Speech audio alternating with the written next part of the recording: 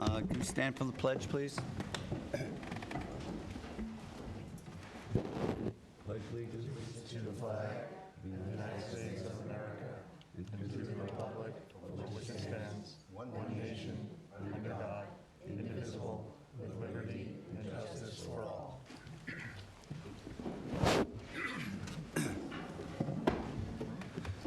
Lori, could you please do roll call?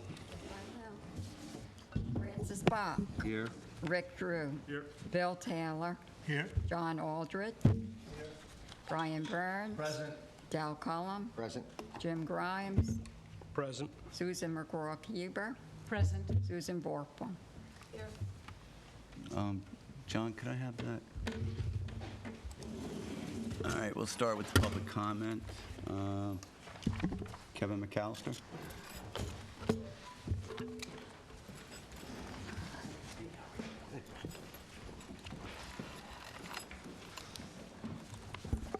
Good evening, everyone. Kevin McAllister of Defend H2O. Let me start by saying I'm very pleased with the process for Deepwater Wind. Francis in particular, and I'd like to say that, ultimately, as I come up with others, we've always been given ample time to speak to our issues. With respect to Deepwater Wind process, I know it's been roughly, I guess, about a year since the commencement of public meetings.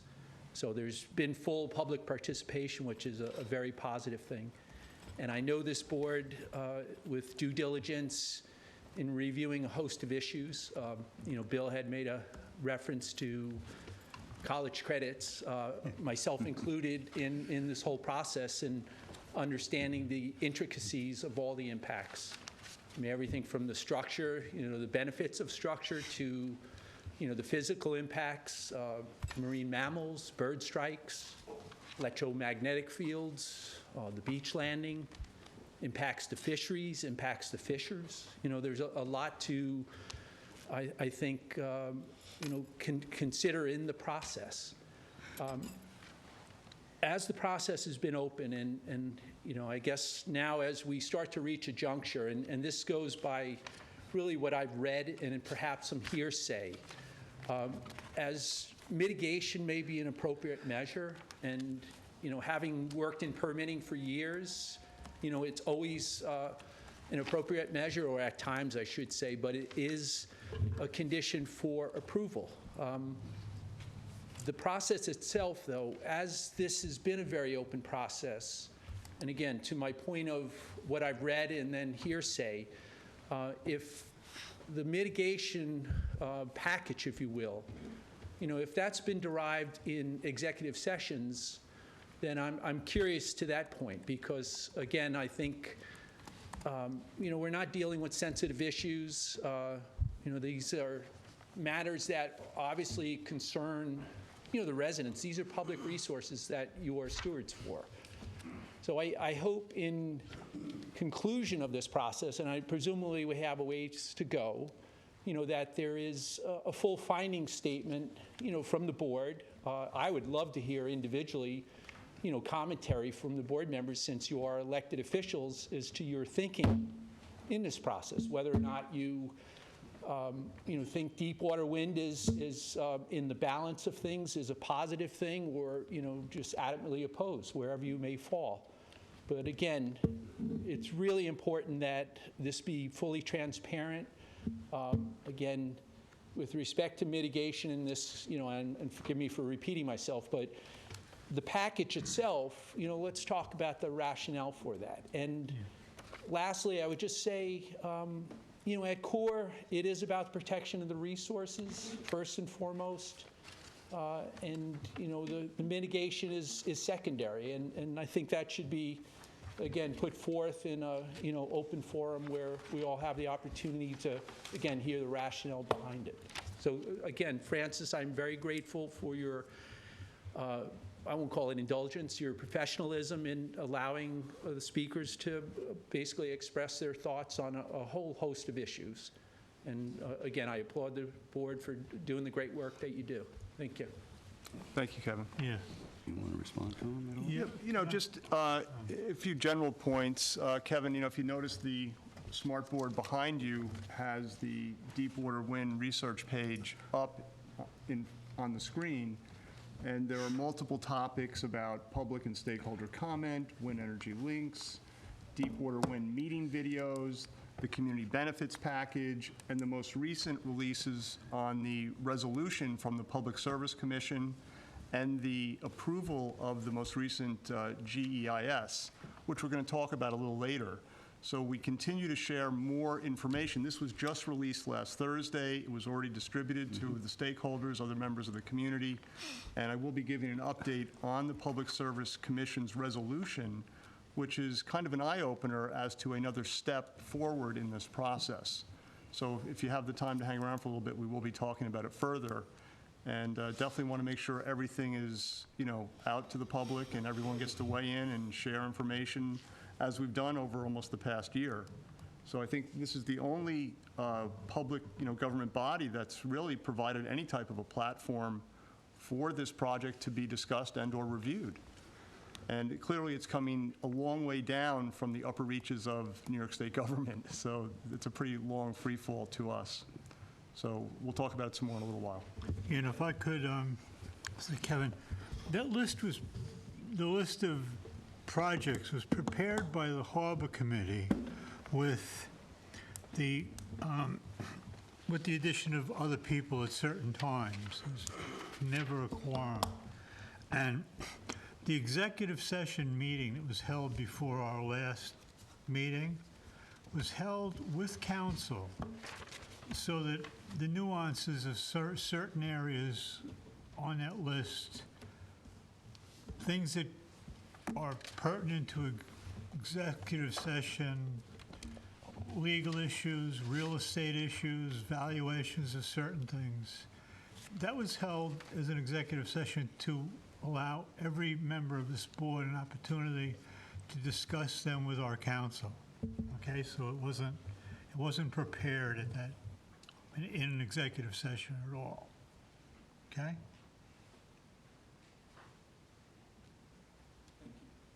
Okay. Steve Cogger?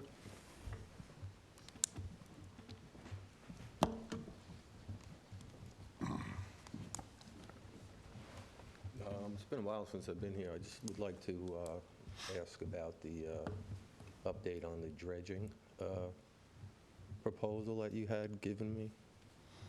The dredging proposal? Well, it was probably a year ago. We talked about dredging, and then we were talking about other access points that people could get down to the beaches with.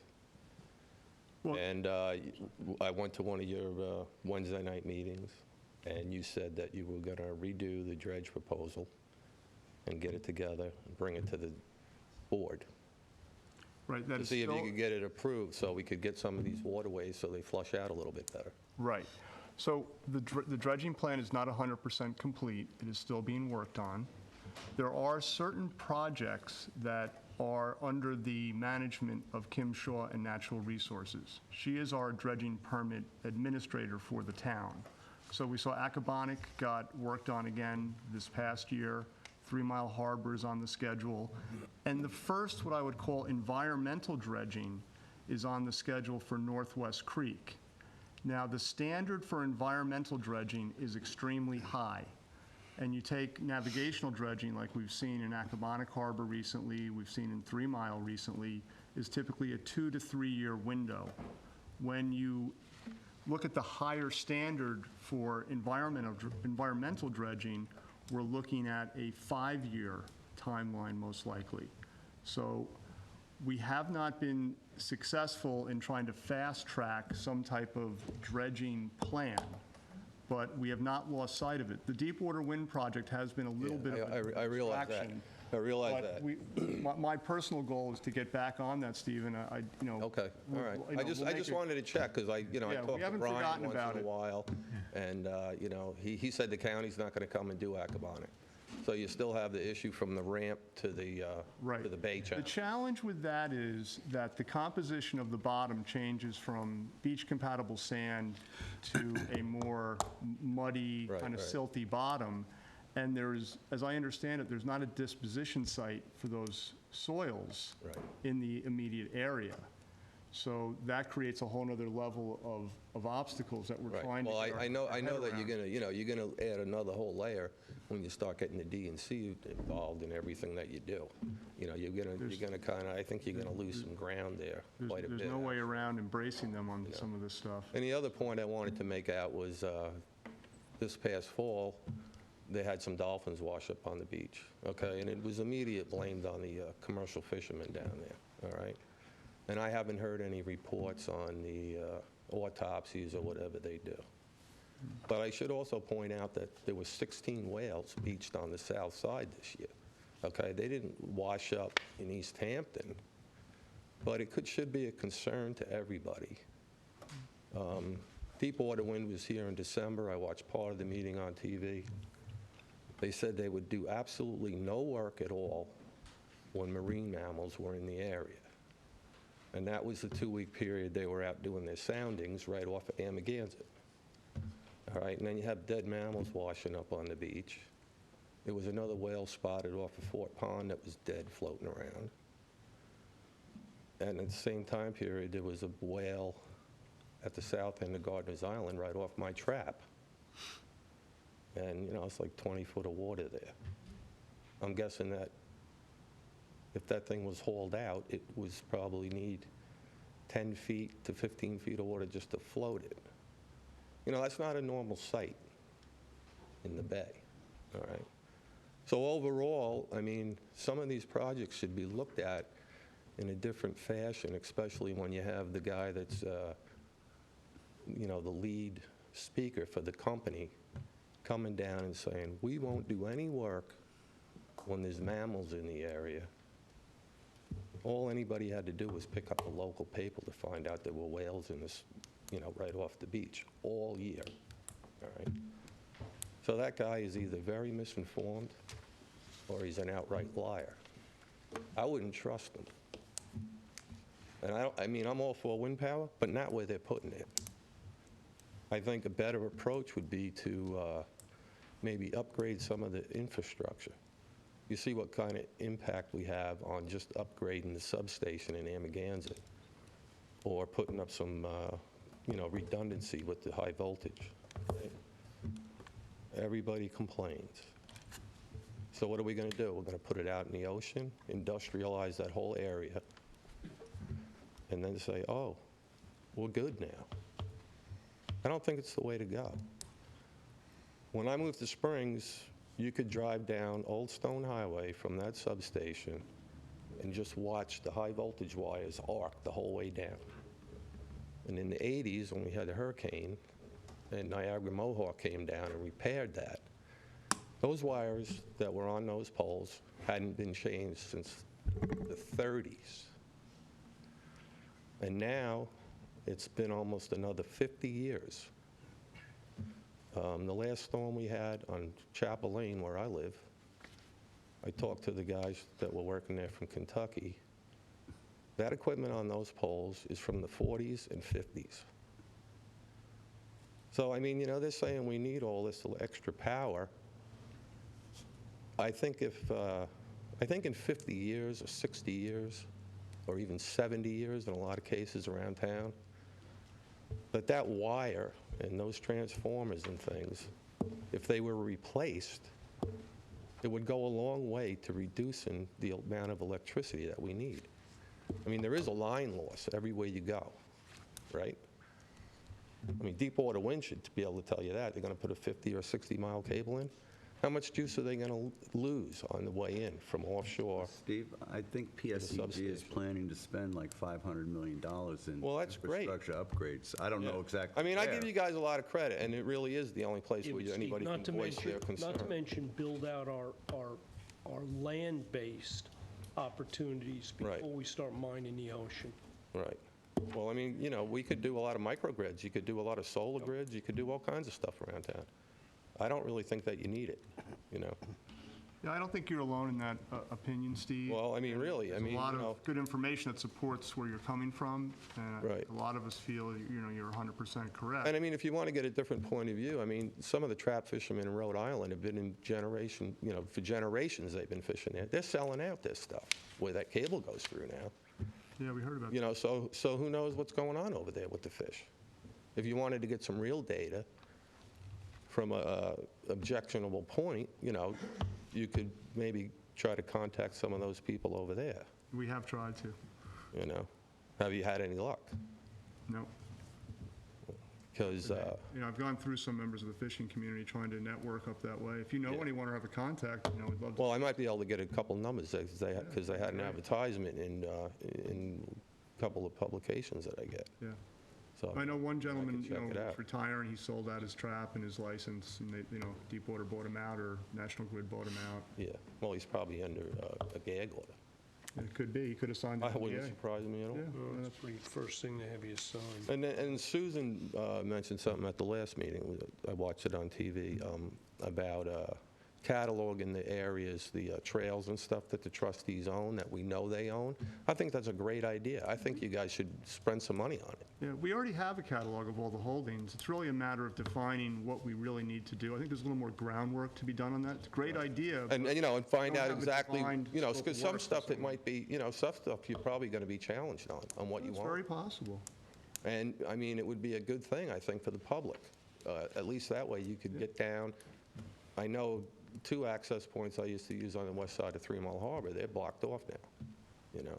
Right. And they have been for a good number of years. And I don't know if you own the trails or if they were just blocked off by private property owners in the area. Yeah. I think, you know, we as a board and our committees have some work to do before we're ready to I know you issue guys got your hands a full. scope of Probably- work. I mean, you could spend your whole day on this, every Oh, yeah. day. No, No problem, all of you. It's great stuff. We love doing But, it. you know, I just wanted to... It's just a voice my procedure to opinion follow. on some of this Yeah, stuff. that's good. No, I wouldn't take Deepwater's wind, I wouldn't take their word for anything. I mean, if they can come in here and tell you that they're not going to do any work when there's mammals in the area, and then, you know, the next thing you know, you got stuff washing up all over the place. And, you know, you can say, oh, it was hit by a ship, or it was caught in a net, but what happened to it before that happened? Right. What threw it off course? Well, we wish that we could have more influence over the whole process, but we're doing I our would very best imagine to weigh you in. probably don't have any influence at all, but Well, we're going to discuss it in a No. couple minutes, so you'll really understand where I'm this going is to coming stay. I from. mean, you know, Yeah, I I'd can't like- make like every to share meeting. it I with have you. conflicting meetings, you know, at the Yeah. firehouse and stuff, Sure. and a couple Yeah. other things going on. Yeah, well, why don't I bring up this resolution from the Public Service Commission so everyone who's here and interested can see it, and we can have a talk about it for a few And minutes. that's really all I Yeah, have to just- say. Thank you very much. Hey, Steve, could you just send the exact locations of those 2 trails you think were cut off to the office? Yeah, I haven't been over there in years, but next time I'm over that way. If you know, we can research it, Yeah, okay. okay? All right. Well, one of them is actually down where Boys Harbor was. The other one is further Yeah, I mean, if you send us down the, off of one of those shores with, yeah, some of that beach was sold, some of it's not, but if you give us the Yeah. exact spots, we can look into it. We used to sneak down, we had one dock we had to drive around, we could always drive around it at low water. We used to drive all the way. Yeah, that's on the beach.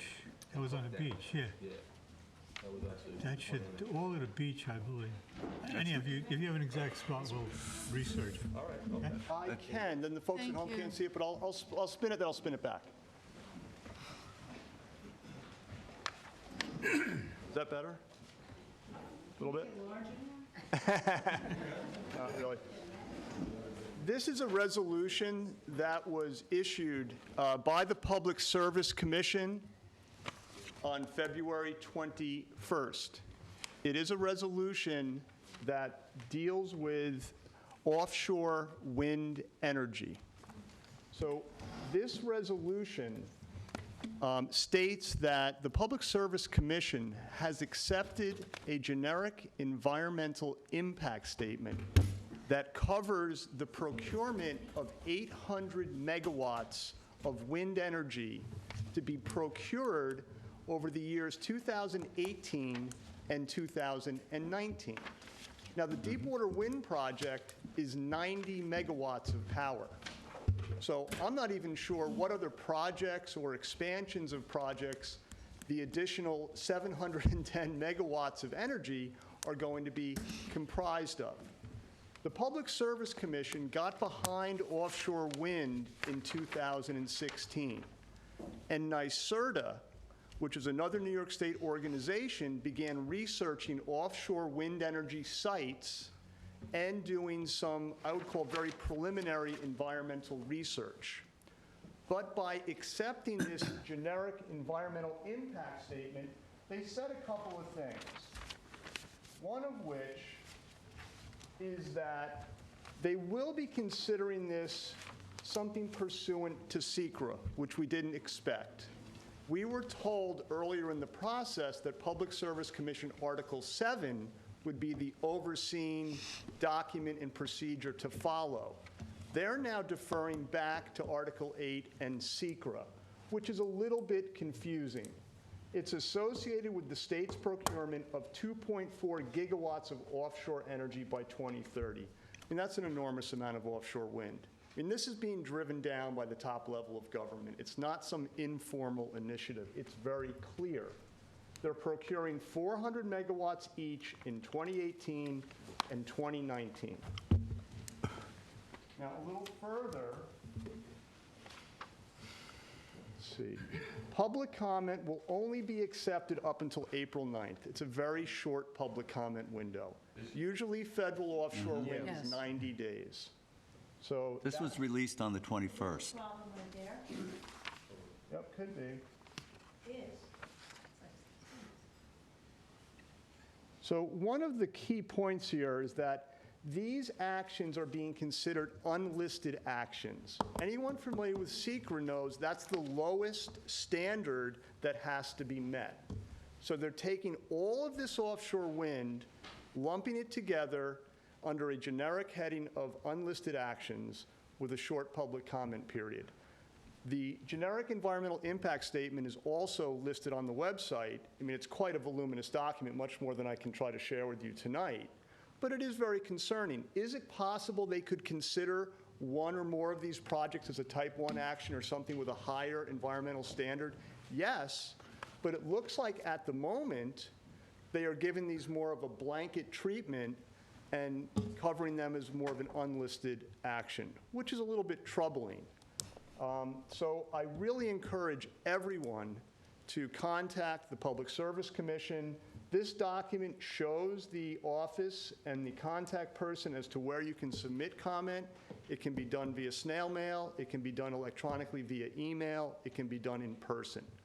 So we really need to contact the Public Service Commission and the governor and our town board. And I think really ask that we want some form of local review. You know, we do have a planning department, a natural resources department. Natural resources special permits are typically required for local projects with environmental impact. So I think something that's important to me and to many other people on the board is that we try to establish some type of local review of this project, because it just appears elsewhere we may not get a real thorough environmental look. And we've heard two people already speak tonight that are concerned that we're not getting a thorough environmental review, that there's not an understanding of the impacts of the project on things like marine mammals and on migratory fish species. We've talked about this for 9 months. I'm starting to sound like a broken record. You know, we all want the same thing, and a lot of pressure's been put on the trustee board, and we're probably in the least powerful position to enact some change or a higher standard of environmental review, but we're working very hard to see that our community gets treated fairly. And that really is going to come down to, I think, local review and the community benefits, the mitigation aspects of that. Those are two things we can help with. Much beyond that, there are other government agencies that might outweigh us in this project, but we're doing our very best to understand every moving part of this project, every shadow associated with this project, but it keeps getting more daunting and more challenging and trickier every week this goes along. So that's the latest information. This resolution and the GEIS is on the trustee website under Community Outreach, Deepwater Wind, Government Documents. So that's the latest, and if anyone has any questions, I'd be happy to try and answer them. Rick, is the commission the lead agency? Yes, I believe it is. The document reads as they are the lead agency, and they have, They will make the determination. they made the determination to accept this. So this GEIS, that's the next document, has been accepted by them. Hey, guys, I think Rick mentioned this, but probably the biggest concern on this, you know, we're wrestling with the idea of 15 turbines off our shores.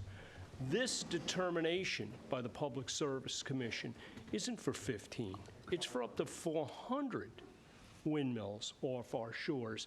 This is a big game changer. I mean, I think what the best thing that we could recommend here is, I mean, we're discussing with Deepwater, but I think each and every person in this community, you don't have to be a fisherman.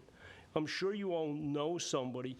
We're all going to be impacted on this, okay? And I think it's important that each and every individual here, people that you know, write, call, dial 1-800 Como, call our assemblyman, really make noise on this thing, because unless we do that, I honestly don't think we're going to get heard, because this is stuff that's going to get down in Albany.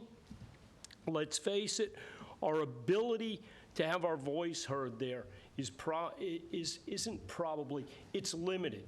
So being that there is such a small envelope of time here till April 9th, I think it's very important for the public to come out and voice their concern, ask the questions that have been asked and the questions that haven't been answered to this point.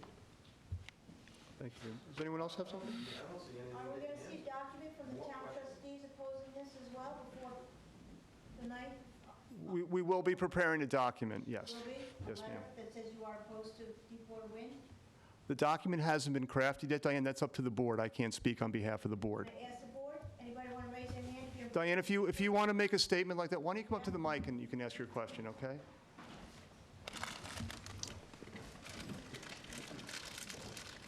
Good evening, yes, I am McNally. I hadn't planned on coming to the podium this evening, but just looking at this document, listening to Mr. Drew's presentation, number one, you guys are the original government of the town of East Hampton. It's not like you let these guys take control, okay? Laugh at me if you want to. I'm but laughing. Let's look right now. Let's look at what the trustees are trying to do in East Hampton Town. Right. How much natural shoreline do we have left? Like, basically none. Let's look at our ocean beaches that are covered with rock revetments. I guess- Who I do guess- you think then I guess decided the to do that? trustees haven't done Somebody such a like great that. job, have they? Let's look, excuse me, no, you're wrong. Every time the trustees sat down and let another agency above them, apparently, state, county, federal, make the decisions on what's You know what, best for this Diane? You town. sat here for how many years? I sat there for And a what lot did of you years. stop? Nothing. What did I stop? You stopped nothing. Stopped a lot of stuff. Oh, yeah? Yeah, Well, yeah. where's all the I stopped. shoreline that's missing? Excuse, what shoreline? The shoreline you're saying that we no longer have? No, the natural shoreline. Our Enough. natural Enough. shoreline has been impacted by all Enough. kinds of development. Enough. Okay? We have been Yeah. working our asses off on this, trying to have? do the right thing for everybody in this town. I know, but obviously the town's not understanding that, Francis, and they're Well, not behind you on know that, what? are they? Half the town does Yeah. and half the town doesn't. Uh-huh, half and half. Well, let's That's look at it right. You this way, can't please okay? everybody. You can't please everybody, no, especially you and I can't actually get on the same page. No, But never will. basically, the point I'm trying to make is that we have revetments along our ocean beaches. We have mosquito ditches all over our bay beaches. Is any of this natural and normal? No. Who decided to do it?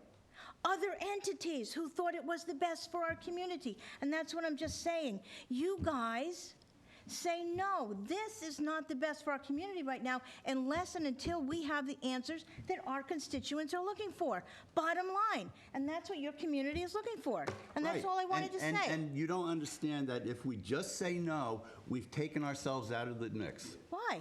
Because we are overruled by the PSC. Why? Because they are the, Why? you know, you have no idea what, you're like a child. Why? No, I'm not. No, I'm not a child. No, I'm not a child. It is very Why don't you disrespectful. just listen? And it happens to be something that's quite common with this board, isn't it? You are very disrespectful to people who try to stand at this podium and talk to you. No, you're telling us that we're not doing our job, and we've been working our butts off on it. I know. And We had the 9 fact months. is, Diane, that the Listen, things that you're accusing us of, you have sat in this I'm seat not for accusing all you these of years anything. and done nothing about it. No, you're wrong. Well, You're well, wrong. why are there It's your still- opinion why against are there mine, but we're still not going to get into mosquito that right ditches? now. But anyway, let's just say right now what I'm saying is that, yes, you've been giving a forum to Deepwater Wind to give information to the public. Great. Kudos, okay? Yes, they keep everything they give you, then everybody's got more questions, okay? Now we're going forward. Now we're looking at this deadline, okay? Why is this happening? This should not be happening. Okay, Diane. You know?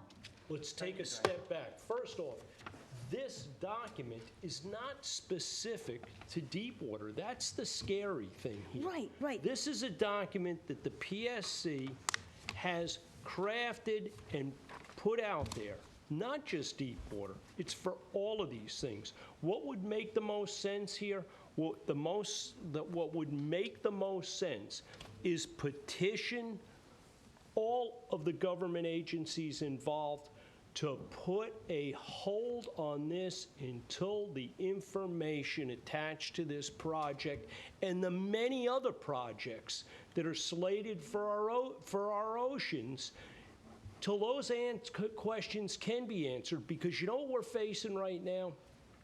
We can say no, okay? It gives us a moment in front of a camera. It sounds good. Except, you know what? You can kind of, with the way the Article 7 process works, we can fall right into the hands of the very people we're trying to stop. Because you know how the Article 7 review goes is it's given to a singular judge that's appointed by the Public Service Commission, who has the authority to overrule local law, because this is going to be considered a project for the public's good. That's why before we get to that point, I think it's important that the people in Albany recognize that everybody is not on board on this. We're having to do a lot of backtracking. Our local town board, 3 or 4 years ago, endorsed this project. And in the process, they endorsed all of these other projects. That's the trickle-down effect here. There may or may not be an opportunity to do something, but you know it's not going to get anything done if we start biting each other in the ass instead of focusing our attentions where they belong. So, Diane, you have a terrific way of conveying your thoughts. Please take those thoughts and convey them to Albany, and I would certainly do that. But my basic first And question are the was, trustees- I want to see the document this are the board trustees- submits to the and are the state. Okay? trustees In a gonna minute. weigh- Would you Are like the to finish with trustees him? going to weigh in on this? Yes, we are. Okay. So that's what I would like to see that. Okay, and now we're going to step back a second and just say, as you were speaking, talking about these other levels of government, how high up this whole concept goes. I recognize that, okay? And that's the thing, is that this is like a political dog and pony show. Let's jump on this. Wind power, woohoo, it's a great thing, you know? And like I'm trying to convey, and I do get passionate, and I'm sorry, but it was the same thing years ago when it's like, okay, we need to dig mosquito ditches because that's going to help us with our waterways. Woohoo, let's all get on that bandwagon. Okay, the bottom line is that other entities, those groups up there, they're not always right. And what this board has been able to do, now that I've had a moment to think about it, when you just say no, okay, number one, the trustees have ownership over their bottomlands. When we said no more new docks will be built in our waterways, it's no more, it's stuck. We were challenged in the courts, it was upheld, okay? We look at regulations with the DEC. I've said this before, where their regulations were to build bulkheads in front of existing bulkheads. We said no, in place, in kind. Took a decade or more, but what happened? The DEC said, yeah, that's a good idea. In place, in kind. Wooden posts for shoreline fencing. Time and time and time again, this board representing this community has been able to challenge the concepts that have been brought forth by other governmental entities that are not good for this community. And that's the basic line. That's the bottom line of what I was trying to convey.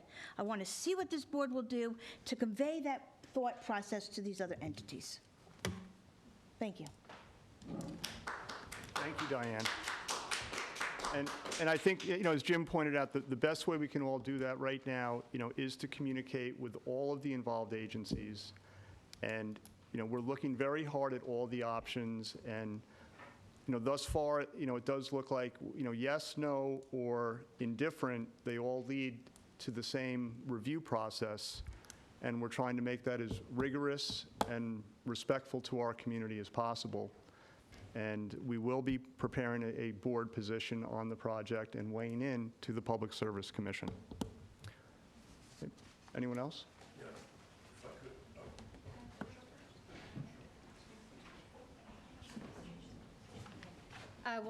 Rachel Grusin.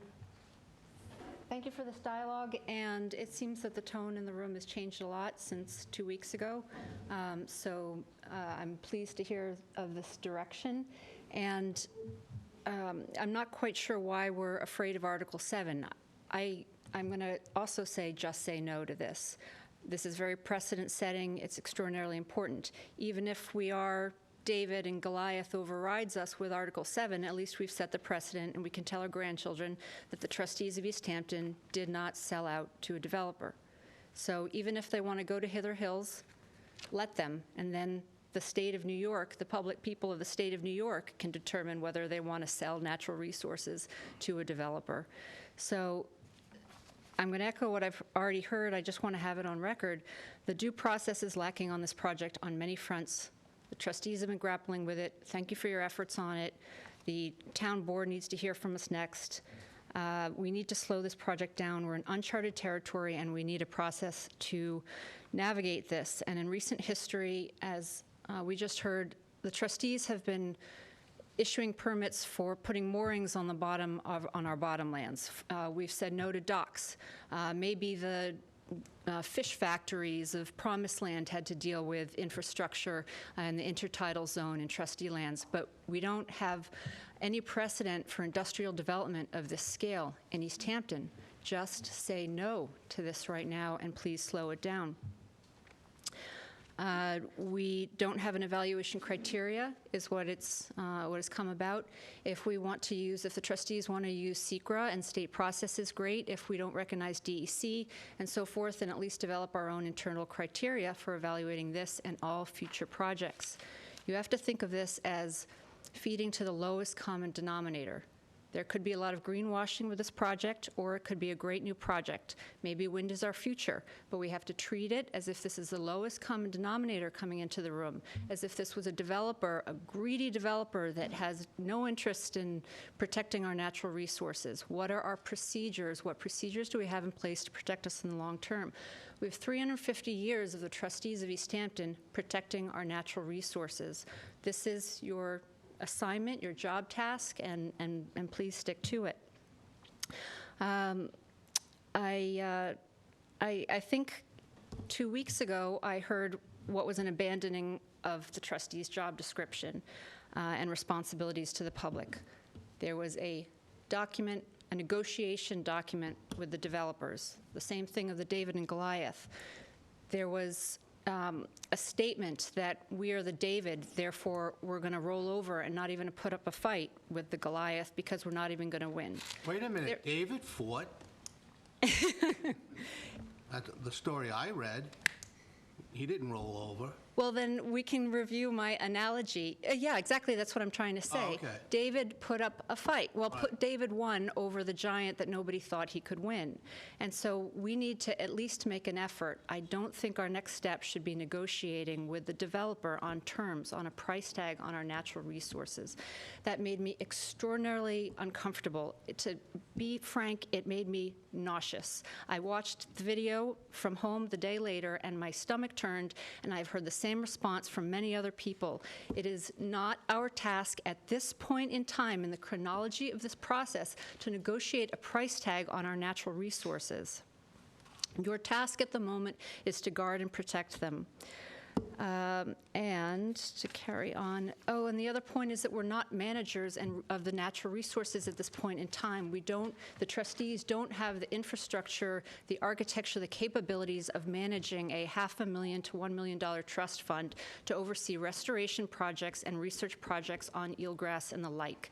Leave that to Cornell Cooperative Extension, leave it to our Department of Natural Resources, leave that to the LWRP and the CPF funds. So this is not the point in time to be developing a trustee trust fund management strategy for our harbors.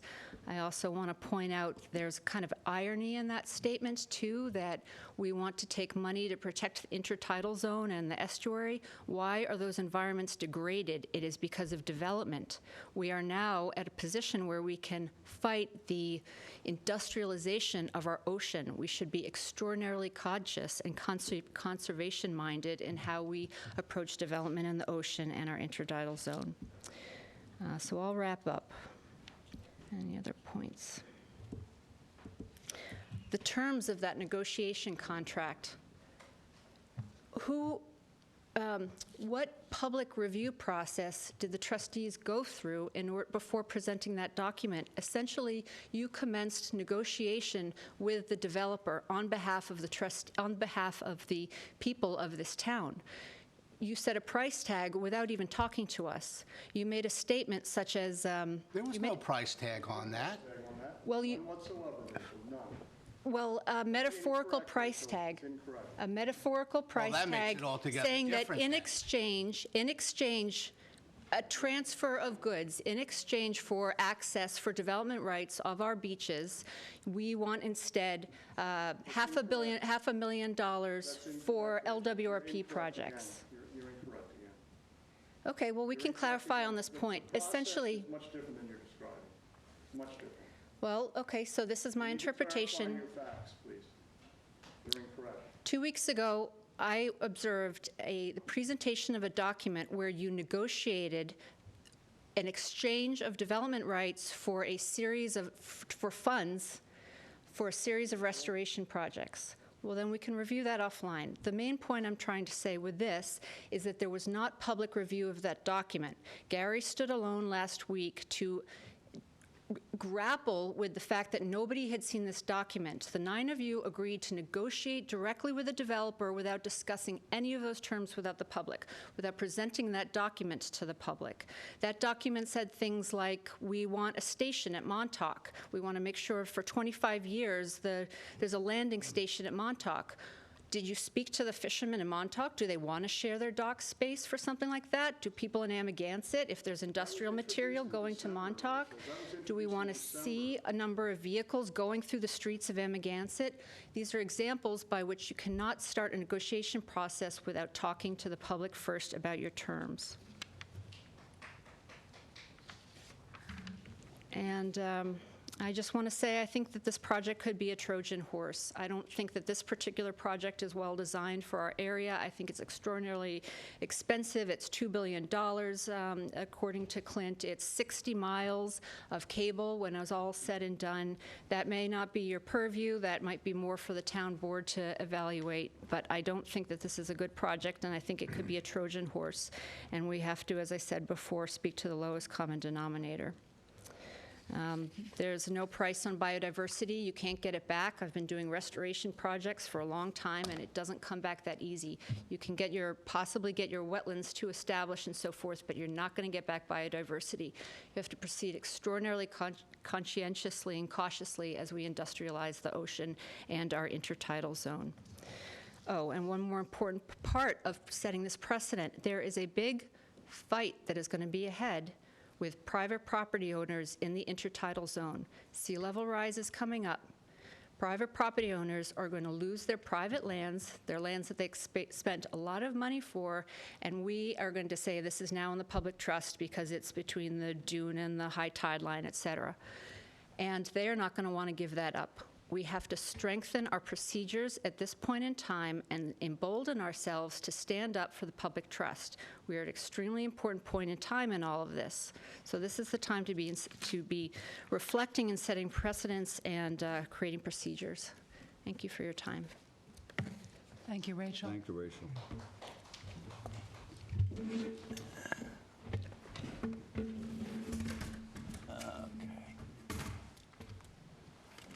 Next on the list,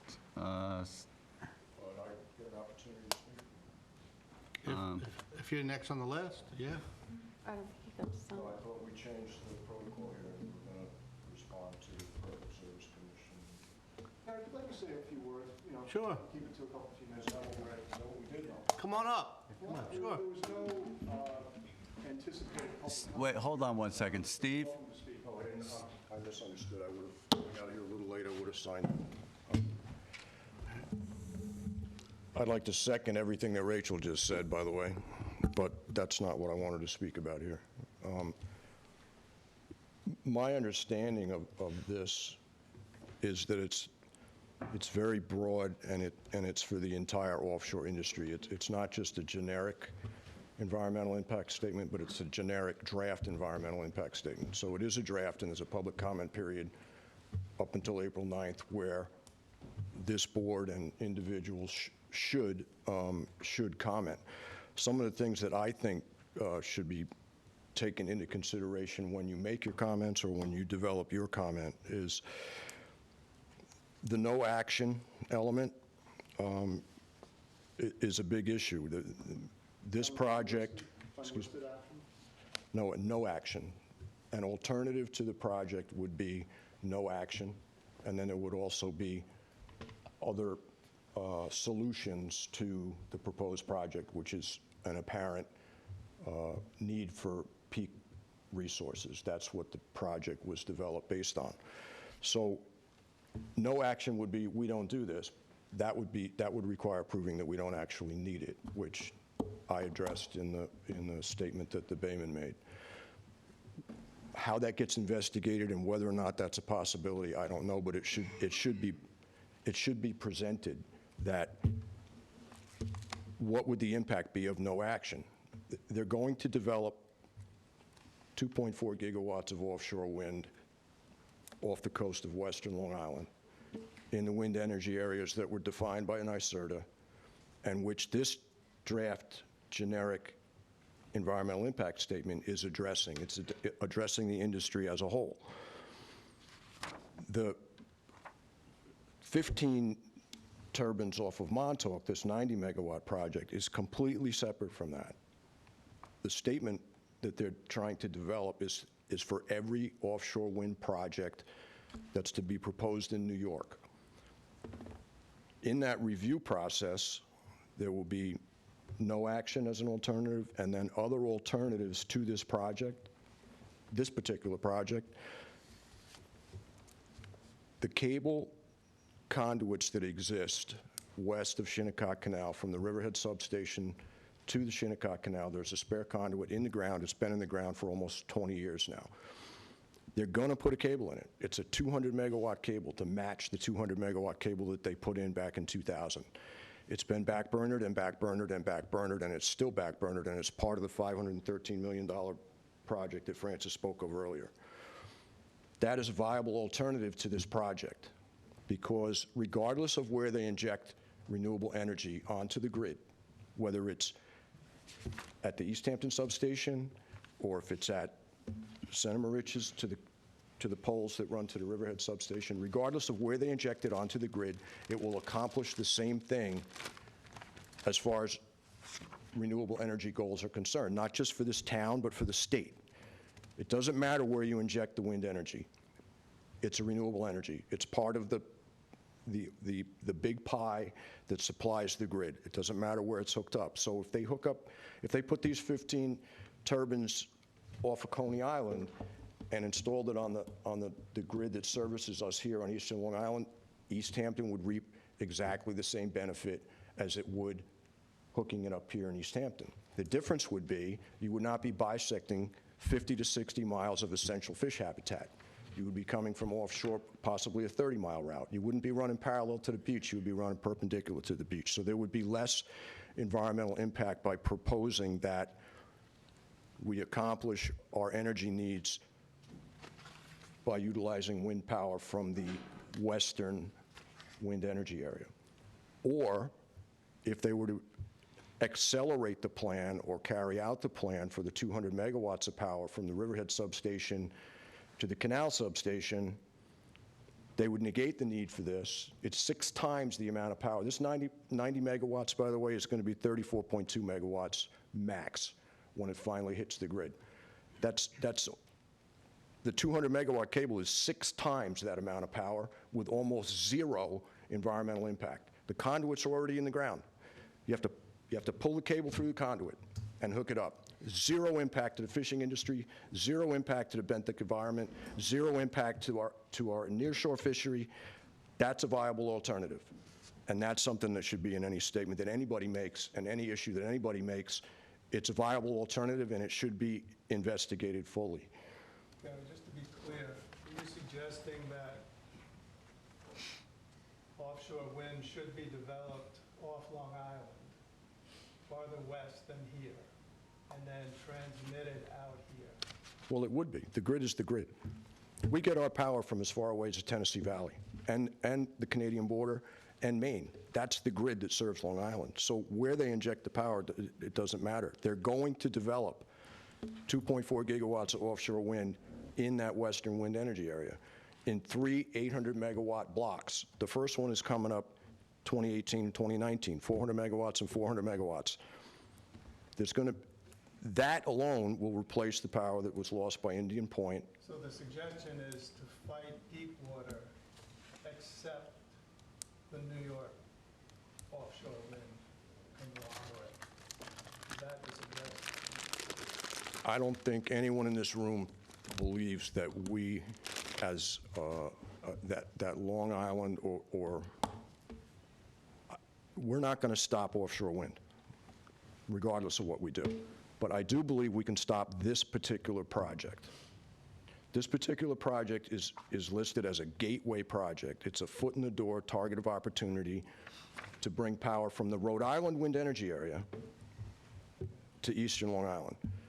They're going to install 2,400 megawatts, 2.4 gigawatts if you prefer, on western Long Island. It's going to serve this, it's going to be hooked up to the same grid that they're going to hook this cable up to. But Gary, 1 second. But you're not talking about stopping the 200-plus windmills that are called, I don't believe we'll ever stop that. that are proposed, that are proposed in the same corridor as the 15 turbine project. But that power's designed to go north. It's not Okay, designed to come. but you know what? It's still taking a shit on our fishing grounds. Yes, on Cox's Ledge, yes. Yeah.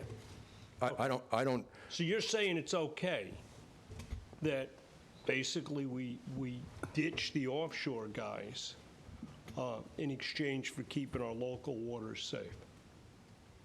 I just want to make sure I understand this completely. no, that's not, I don't know where you got that from.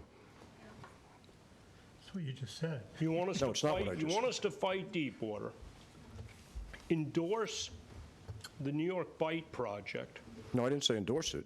and I said indicate that it's an alternative. Indicate that it's an alternative. I don't know where you got that I'm saying ditch. I don't know where you get that from.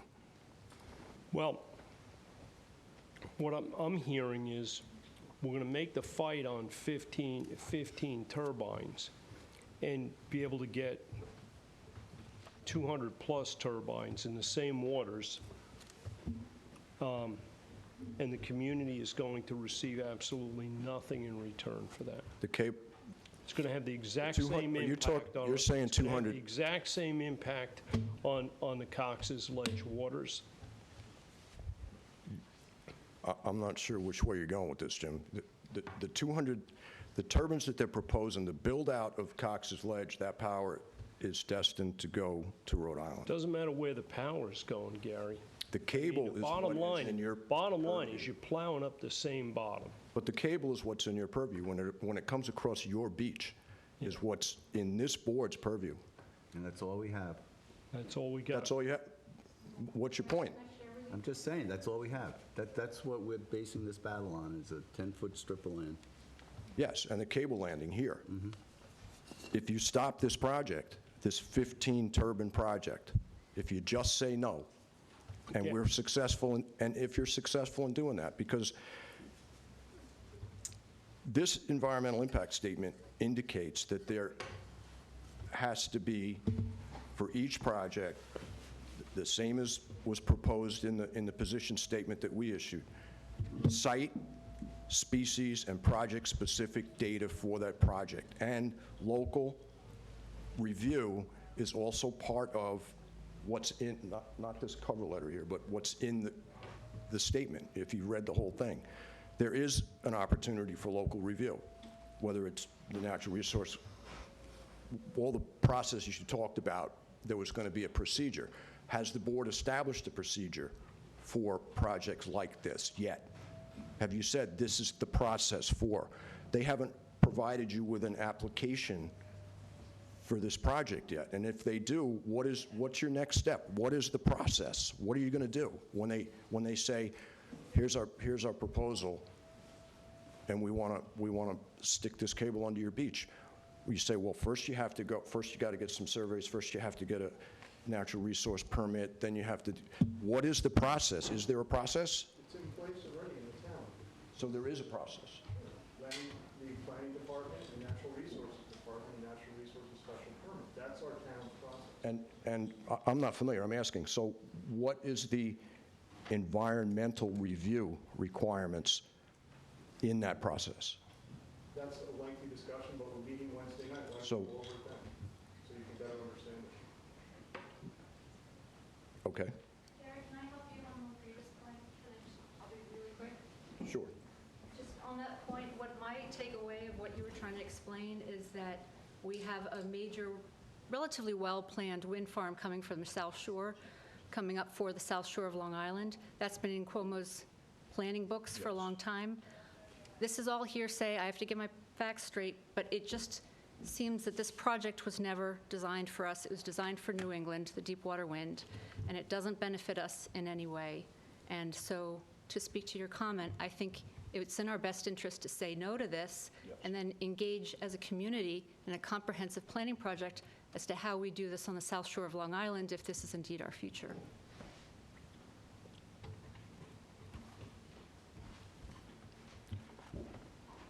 Also in this statement, the Public Service Commission seems to have discounted, if you will, or trivialized the effects of electromagnetic frequencies on fish. All the studies that we referenced when we provided the document to you guys, I don't have that with me, but have stated that further study in that respect is imperative. It's imperative, and it hasn't been done. That should be included in any statement made to the Public Service Commission by anyone as a private individual or by this board. Those studies have not been done, and it's not right for them to trivialize them, not understanding the implication. When I first came to this board back in the spring of 2017, and Mr. Plummer was his first presentation here, I believe it was in April, I asked him if he was familiar with a project testing EMF on the cross-sound cable, and he said he was not. And I sarcastically said, well, you should be. That has since been released. And what they found in those studies is that they were wrong about their modeling, that when it was at full power, the area that was affected was quite a bit larger than they had expected. So the modeling of European cables and West Coast cables is not specific enough and sufficient for them to be able to discount the effects of frequencies in the nearshore fishery. That should be an element of anyone's comments to the Public Service Commission, that trivializing that is irresponsible. I think that's all I wanted to say. The Riverhead cable, cutting 60 miles of essential fish habitat for 34 megawatts of power, when they're going to be putting 2,400 megawatts of power at the other end of the grid anyway, and when they have the option of installing a cable from Riverhead to the canal with 6 times as much power and zero impact on the fishery, zero.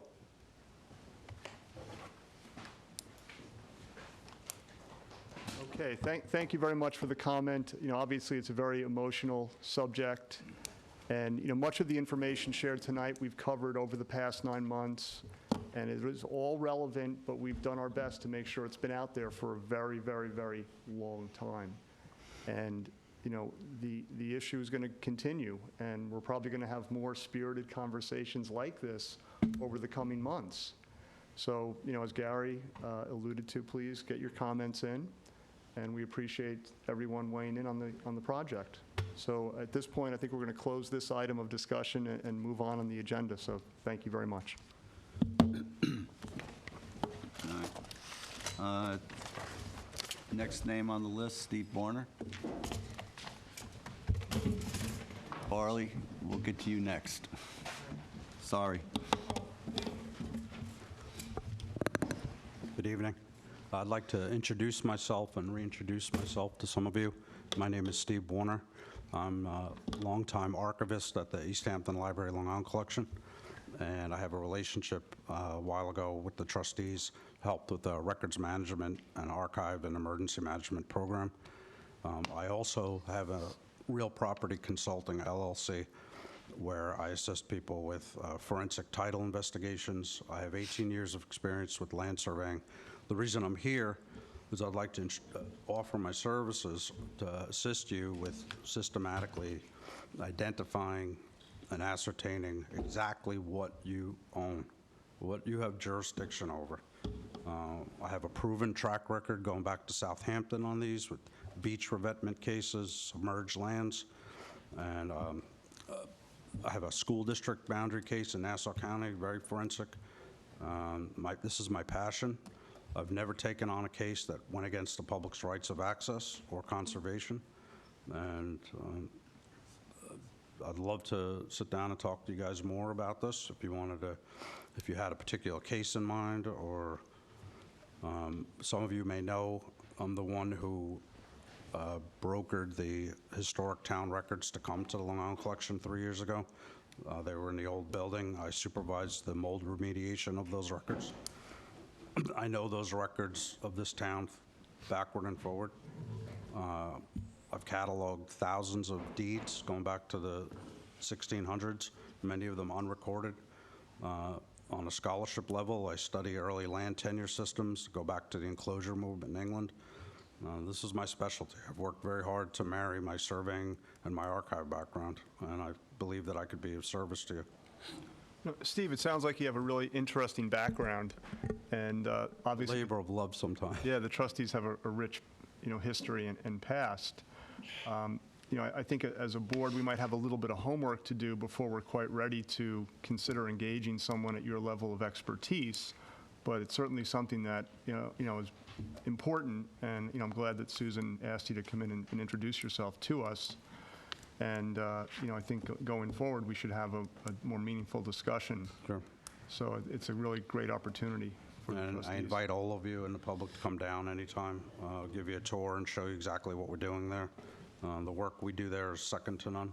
Now, you're at the East Hampton Library? East Hampton Library, Long Island Collection. I'm usually there Thursday through Saturday. So the digitization we're doing, the cataloging, it's second to none.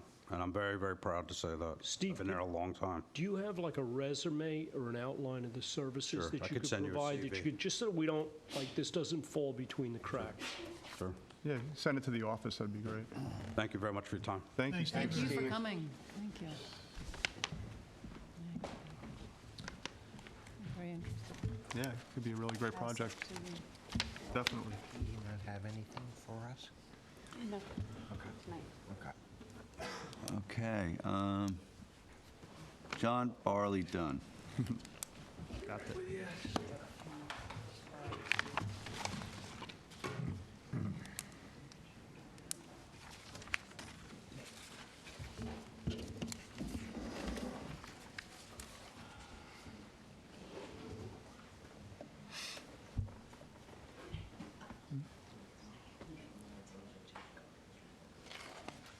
Yeah, I know, I told everyone. I'll go back and do it again when we get to harbor management.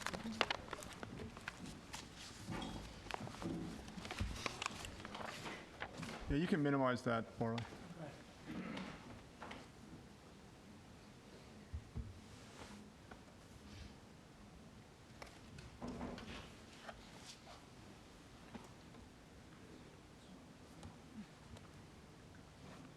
Where do you want this position?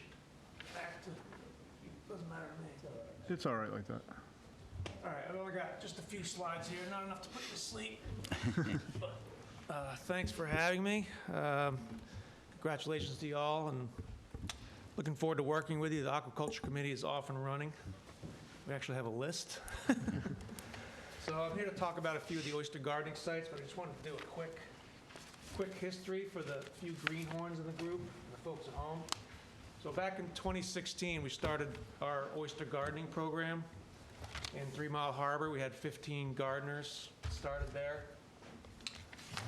This was basically a evolution of our workshop series that John started back in 2006. So we just did lectures, but then this gardening program started up just to get people even more hands-on experience for people. This is a really bad panoramic of one of the gardening sessions. Steve here looks like he's blown out his shoulder, but it's a great time for folks that are already interested in getting out on the water and already interested in the marine environment to get out there and grow some oysters. So in 2017, we expanded the project from 15 growers to 40, and also from a 3 Mile Harbor site to a Hog Creek site. And 2018, and part of the reason I'm here tonight is to talk about potential site, additional site. And we're also hoping to hire a person part-time to manage the maintenance sessions, because it's quite a bit of additional work. And then maybe in 2019, we'll tack on another site. So why Oyster Garden in the first place? Well, like I mentioned, it gets people that are already interested in oystering, clamming, shellfishing in general, out into the water and growing some of their own product. It increases our outreach and gets more knowledge about the existence of the hatchery. I just met a guy who lived at Rough Riders for 10 years, which is our neighbor, and didn't even know he existed, so definitely need to work on that. So might need to cut some of that stuff back along the driveway, Barley. What's that? Might need to cut some of Yeah, that stuff back along that the too. driveway. So, and I think everybody's pretty familiar with oysters and their great ecological qualities. They're a keystone species, which means that other species build upon them, and without them, the whole ecosystem kind of falls apart. And we've seen that in the Chesapeake Bay, for instance. It's a prime example. They're filter feeders. An adult oyster can filter about 50 gallons of water a day.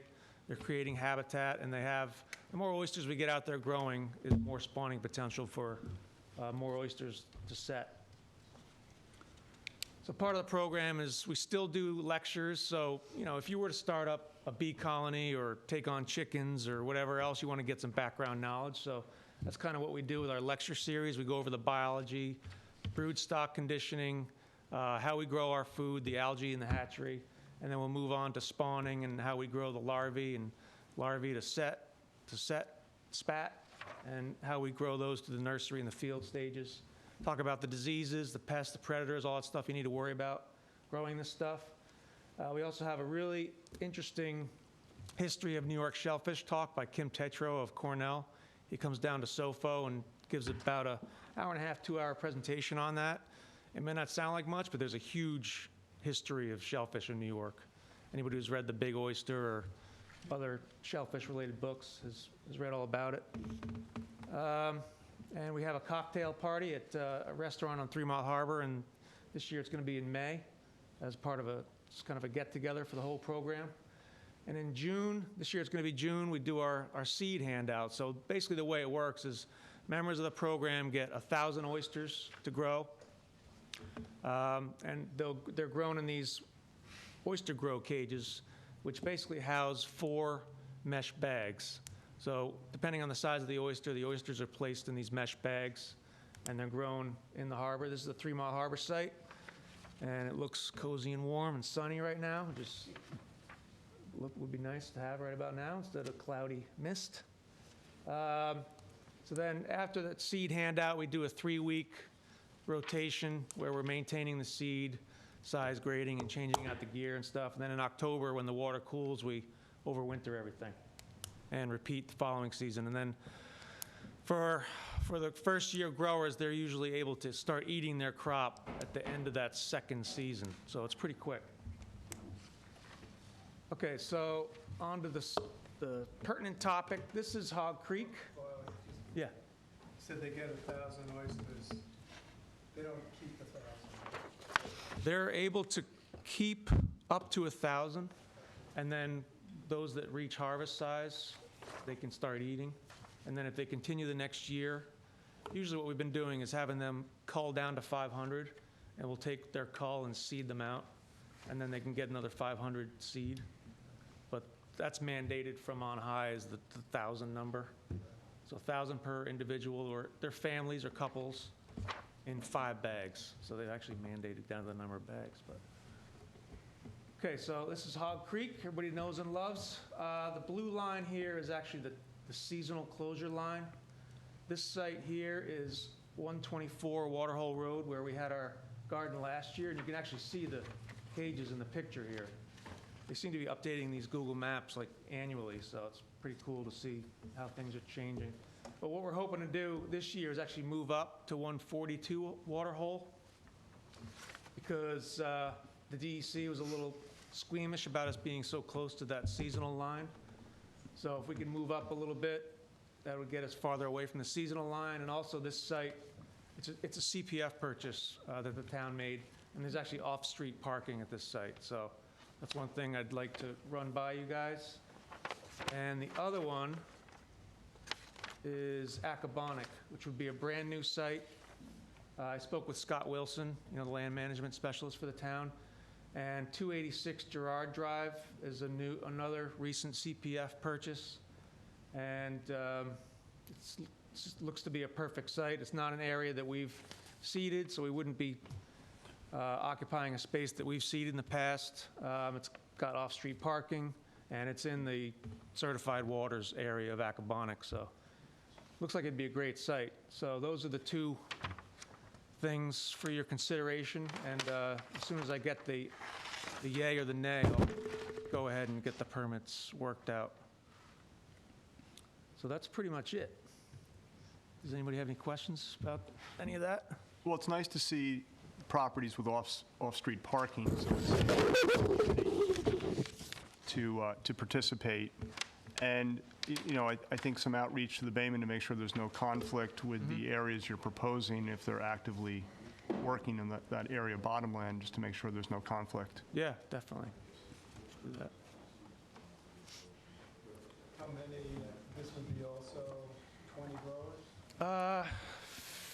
We usually go for about 15, but yeah, 15 to 20 would be great, because that's the other problem that I didn't mention is I have a pretty substantial waiting list. So I've got about 30 or 35 people that want to get into the program, and I've got, well, it would be the 15 spaces here, plus about 6 that never filled in. So it's 20 some odd spaces. I'm very happy to say that I Susan's am one of them. Yeah. joined, and I have given half of my harvest to a friend. So if you have people waiting on the list, as you suggested, we can share. You don't have to. Yeah, people can join help forces out. and team up. So that would that's very exciting, and I opt think I'll in. probably be the Acabana Harbor, since I'm on that committee. And that's never been used before, right? So For a garden, no. no. So we want to make sure that the waters are clean. Oh, yeah, Right? they're good. They'll grow like wildfire in there. Yeah, so why don't we, wait and see if we hear from any of the Baymen. I know Okay. Steve was here tonight, so if Yeah. anyone, Be familiar with that area. weighs in. And then we do have a draft resolution from Hog Creek's project last year that we could refer to. John, if you want to take a look at that in the interim and get familiar with it. And then we could, if all things move forward properly, craft a new resolution for the movement in Hog Creek and the new garden in Acabana. Sounds good. Yeah, it sounds like a good project. Yeah, it's great. It's definitely a nice segue from lectures and presentations to get people out there. Right. And the people that started are still doing it 3 years later, so I guess we're doing something right. That's great. And then I know you and John and Susan have talked a little bit about some of the aquaculture committee cooperation with the hatchery, and maybe we can get you back for an update on that Yeah, I cooperation. sent back some responses today. And we've got a list started of potential projects that we can cooperate with the hatchery on over the next year or two. We're still kind of refining, details of the agriculture committee, so be ready to present it to the board for discussion in the next meeting or the meeting after that. Great, we'll look forward to that. Okay, thanks. Thanks, Barley. Thank you, Barley. All right, let's move on to new business. Acabana Hog Creek, an application of Clearwater Beach Property Owners Association for dredging of the creek. Oops. Okay.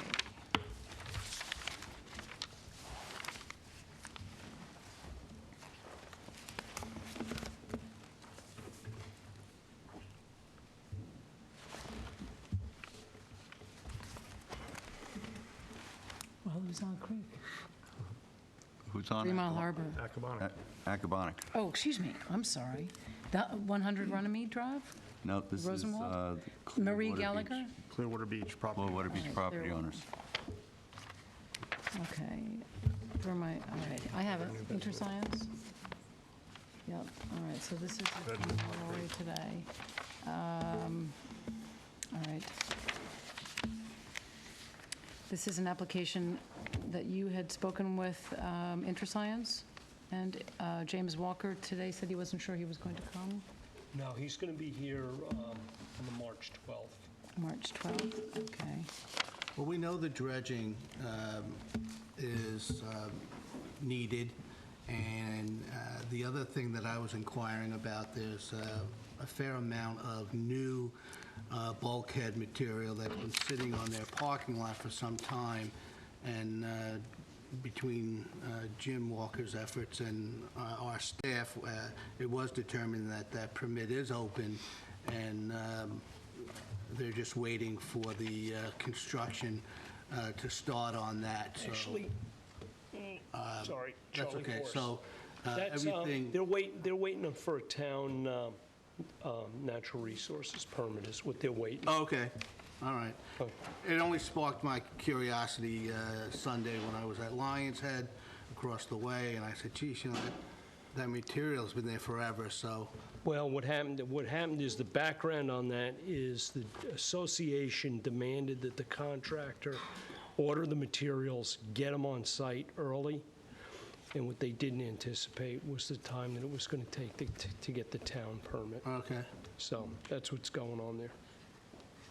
And as far as the dredging is concerned, is that something that we were going to vote on today, this evening? We just got this in. We just got it in? Go down and take a look at it. Table it Came in a couple committee. of days ago, and then This is a, what, routine maintenance dredging? They do it almost every year. Right, so it's not my committee, but you've seen it once, you've seen it 100 times. I mean, nothing's changed down there, it needs to be done. So, you know, if you want to put it off another 2 weeks, I don't think that's going to necessarily impact the folks down there. That's fine, but, Yeah, I think someone from the committee should get down there and take a look and I'll go. do the necessary site visit. Yeah. It was supposed to have been done before January 15th, but because of the ice situation, it says in this letter from InterScience, they've postponed it. And this is an issue for a one-year renewal for the dredging. okay. So I'll be happy to go. All right. When does the window close? Window closes on the 31st of March of this year. That's the DEC window. Are they proposing to do it before that? Or? Yes, So he's going to be here on the 12th? yes. Yeah. Doesn't take, John, it doesn't take them that long to do this. Yeah, it's a couple days worth. Yeah. Yeah, the actual dredging material is, you know, some of it is placed on Clearwater Beach Property Owners Association, and then Yeah, some they- of it Goes to that's gonna be Lion's placed on Head. Lion's Head. Yep. But the application is only for Clearwater Beach. Does that that doesn't make a difference where they put the dredge? No, I think they work in conjunction. One of them- They're the applicant this year. They usually split the spoil based on need of erosion. What they do is they split the cost on the sand. So, yeah, this is pretty much done every year. We'll check it out. Yeah, it says it's just a renewal, basically, renewal. All right, so you're going to go down and look at it. I will go. Okay. ZBA public hearing notice, Rosenwald at 100 Runnymede Drive. Yes, and that is tomorrow evening before the ZBA at 7:30 PM. So, Quick question, if it's tomorrow evening, when did you get the information to look at it? this came into the office February 20, can you? 21? Can you see? 21st, yeah. 21st? Yeah, so they're not giving us really enough time Well, I think that to look at these. if it's the same place that I think it is, I think the board discussed this last year. I think it's that house faces the bay, they're tearing it down, they're Yes. going to rebuild it. Yes, it's been, I remember the board discussing that. they've been before the board before. So I think the board has gotten information information on this in the past. So the hassle is the swimming pool with this one, right? Well, they want to tear down the existing 3,500 square foot residence. The pool is 672 square feet, and then there's terrace. They want 3 variances.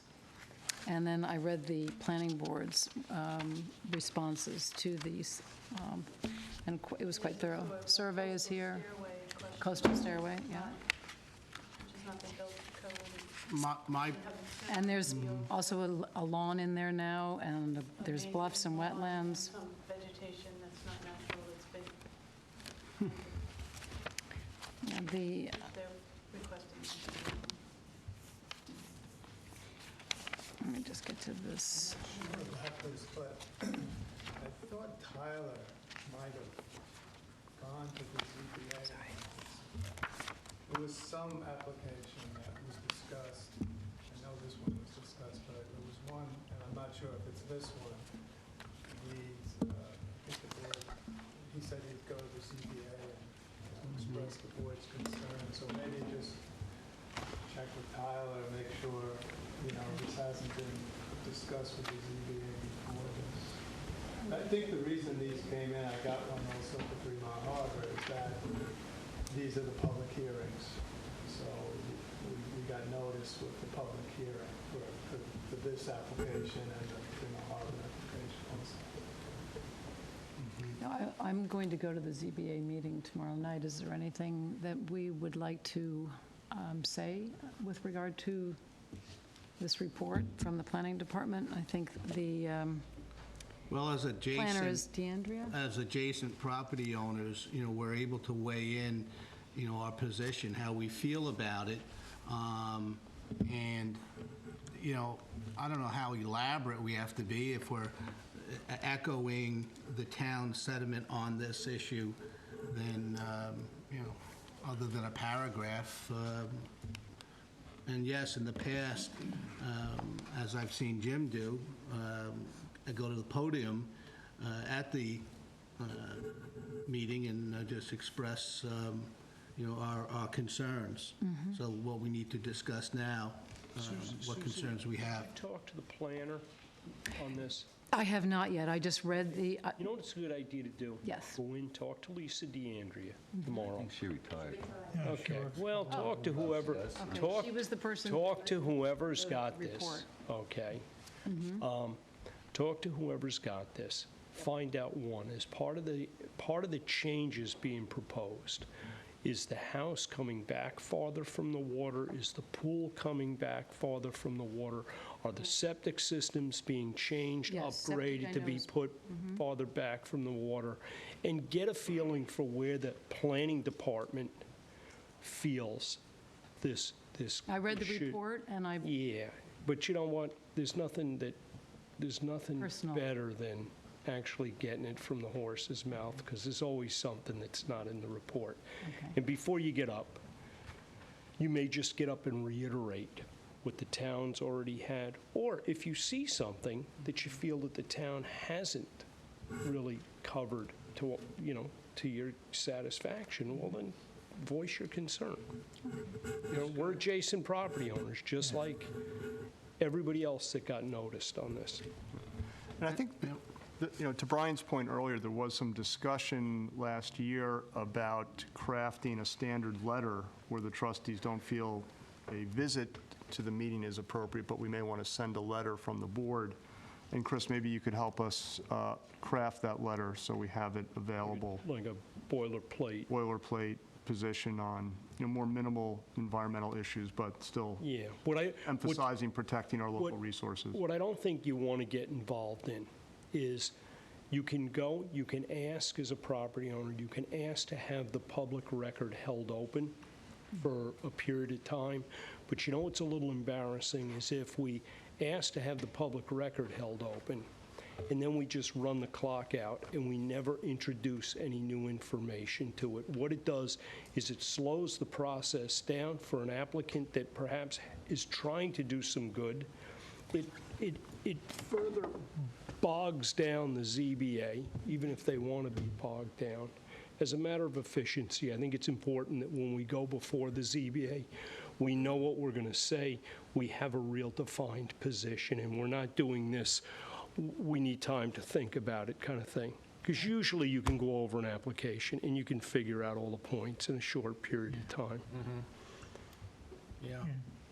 Once you learn what the, the setbacks are from, say, the pool to the wetland or the septic, and then the variance, if it's 150, just throwing a number out, and they want 75, you can be sure that our good folks in the planning department are not going to go for, something outrageous. Yeah, that's great. I actually asked for some expert advice from the planning department, zoning board, and just, It's a good way verbally. to get to know the planners. Yeah, so I do see some issues here, and I think that we would all be in agreement, but I want to make sure that when I do speak, if I do speak tomorrow night, at least go through the process of seeing how it operates and what's entailed, but also if I do say something, that I would say something that would be reflective of the entire board here as a trustee. All right, good. So I'll visit the planning board tomorrow. Okay, and then we have 17 Outlook Avenue to construct a 544-square-foot swimming pool with 340-square-foot patio and pool fencing within the town's jurisdiction of tidal wetlands. Where is that? Down at the 3 Mile Harbor. Oh. You're jumping all over the place, honestly. Well, I have them here. Okay. That's all right. I took a look at that. Is it here? No, this is zoning board. Read the analysis by the planning department and the application. I spoke to the planner, Boysack. The planning department's recommending against this variance. It's for a pool and a patio and a fence. And they need variances of 38 feet, 25 feet, and 9 feet for the fence, pool, and patio respectively. It's on Outlook Avenue, which is just off Oakstone Road, which goes down to the Runs parallel to the water, right?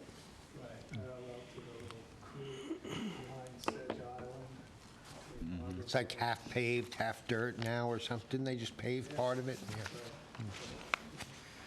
So these are all pretty small lots, and, most of the houses along that road were relatively small houses, kind of, local camps, if you will, and they're getting, sold, and larger houses are being put on. And this house just got its CO for building the house in 2016. Now they're in for this pool and patio, and it's a relatively small lot. It's close to the water. The most salient point I thought of the planning analysis is that the concern with this setting a precedent in the area that we can, if they grant this, the planning department feels that if this is granted, this variance is granted, it could open the way for other houses along this road to apply for pools on the seaward side of the house. Isn't there only like John. 4 houses on that road? Hey, John, what's the elevate? What? More like 6 or 8. Yeah.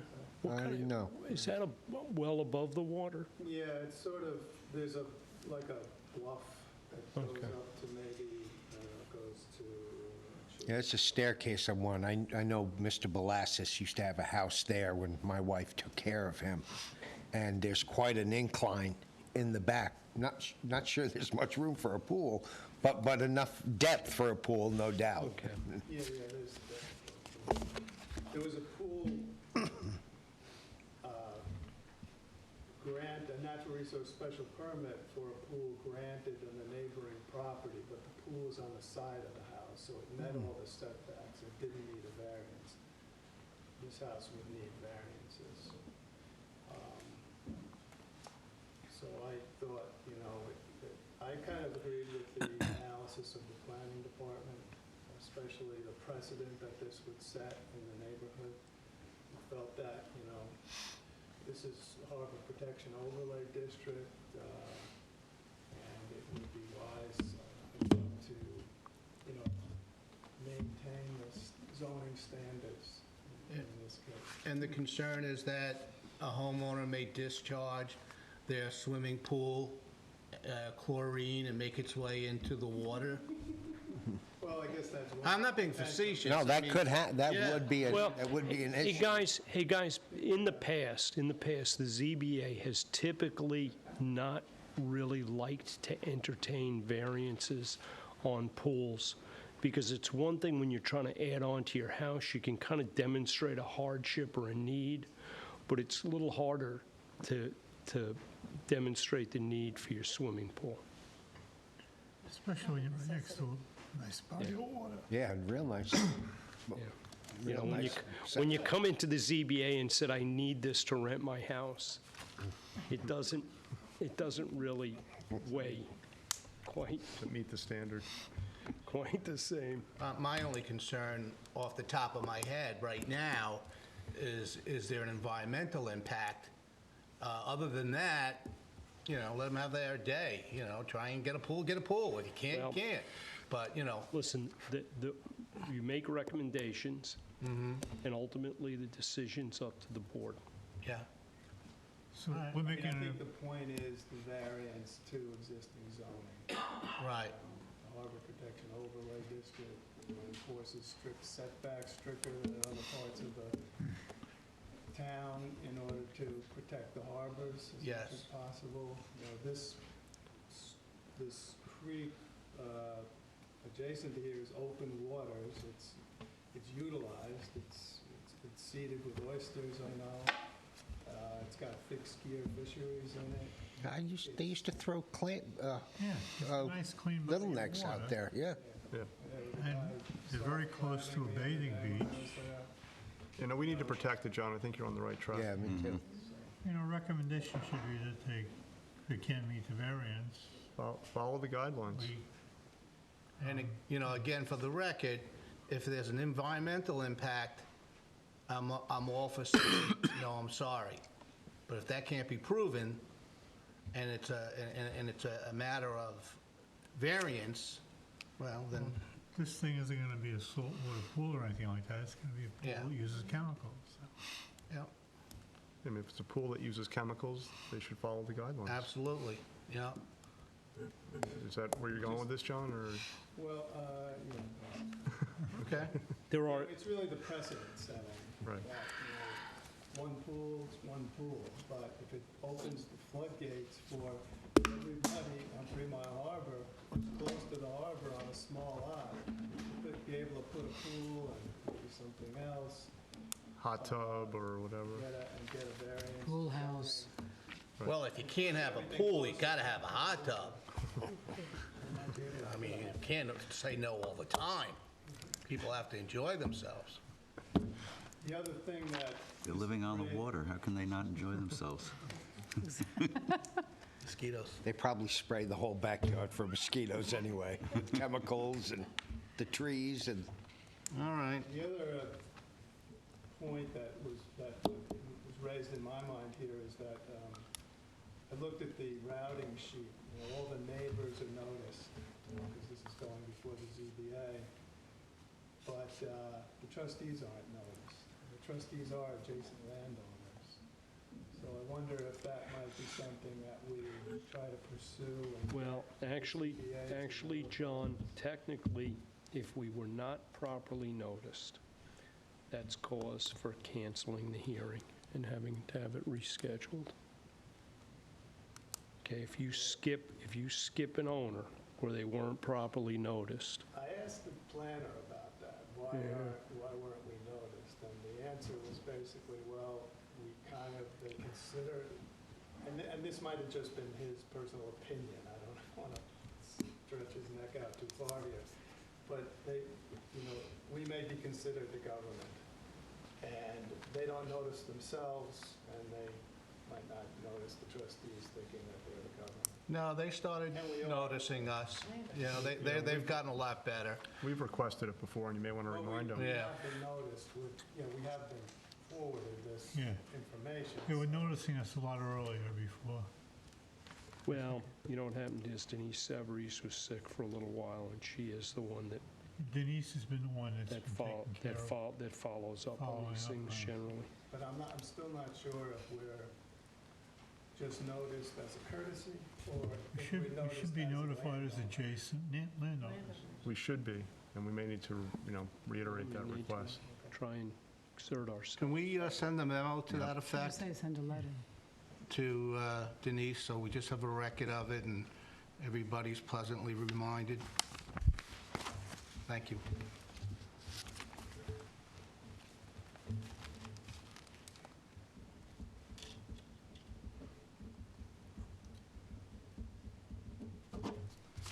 Okay, Georgica, we have a notice of village ZBA hearings.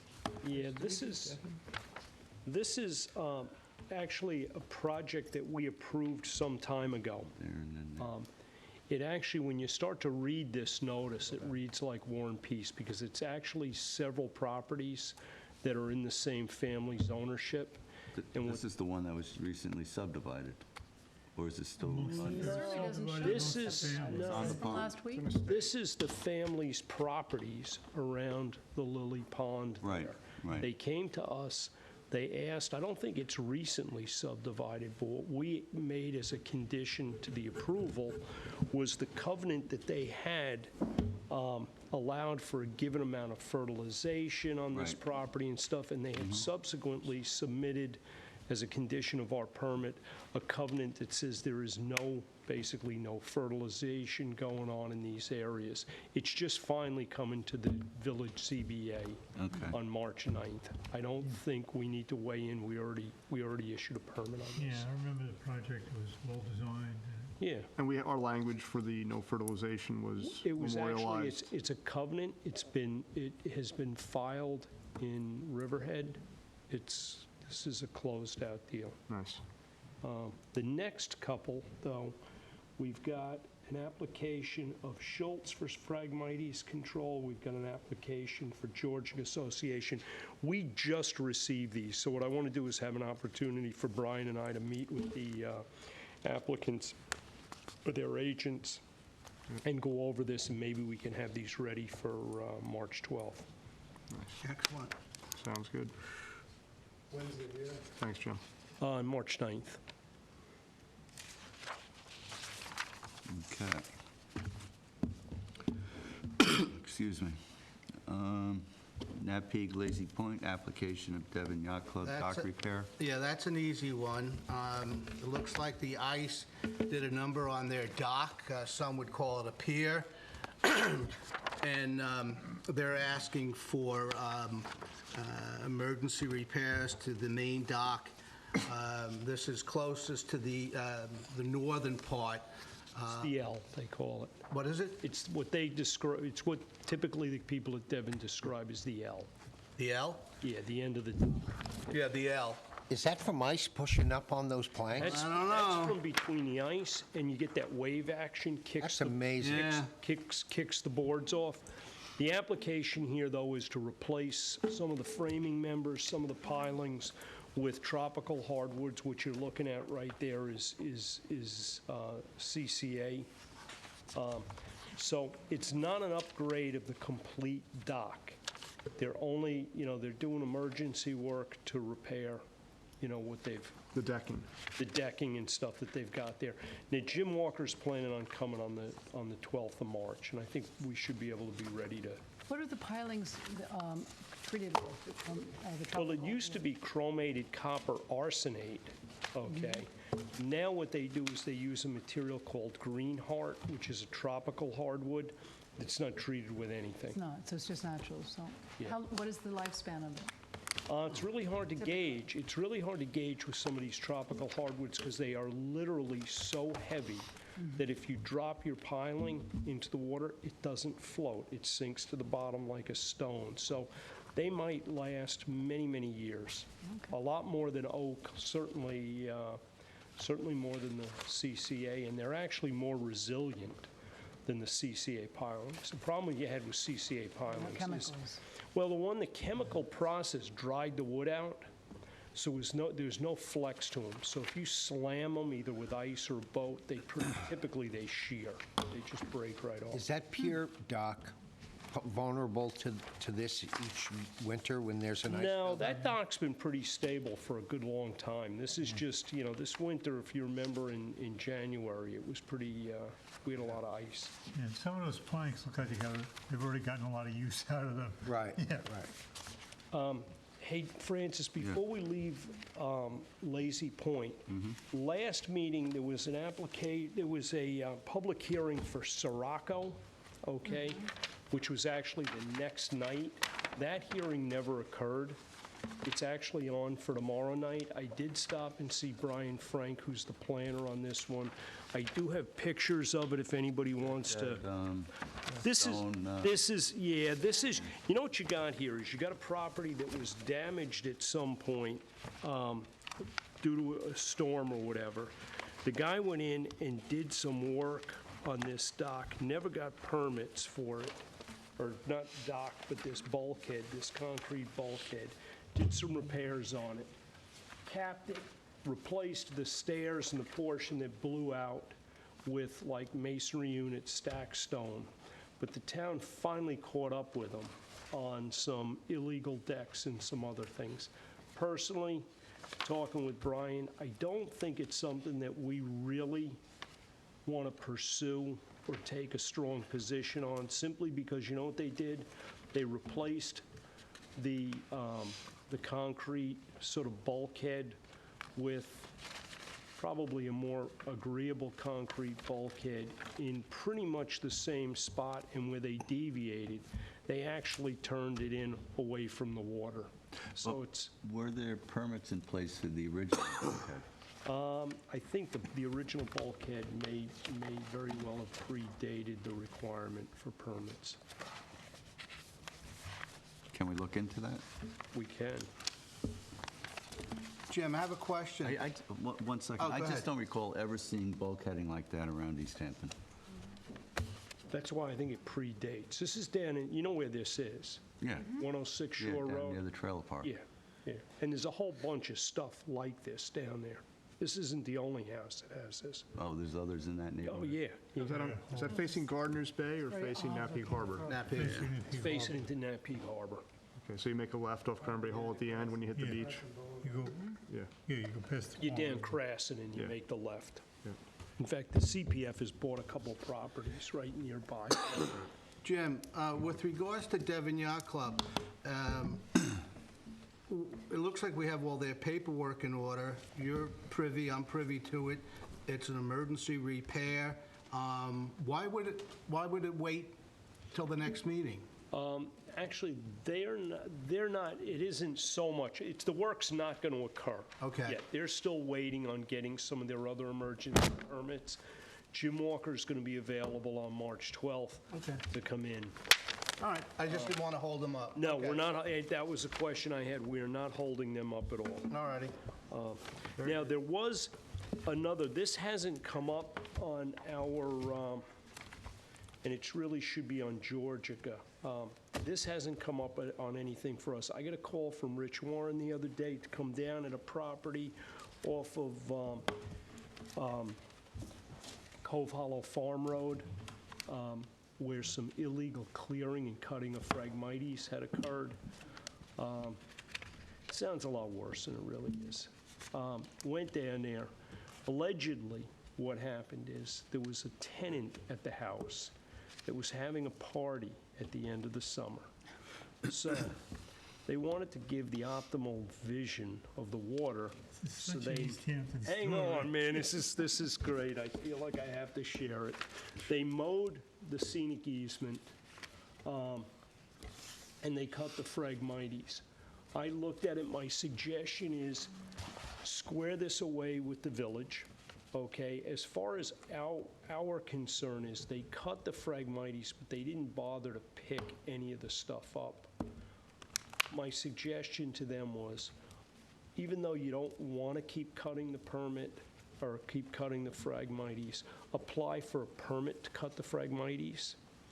And then when we've let the pond, get your ass in there and clean up the mess that you created. And if you don't want to cut it, that's okay.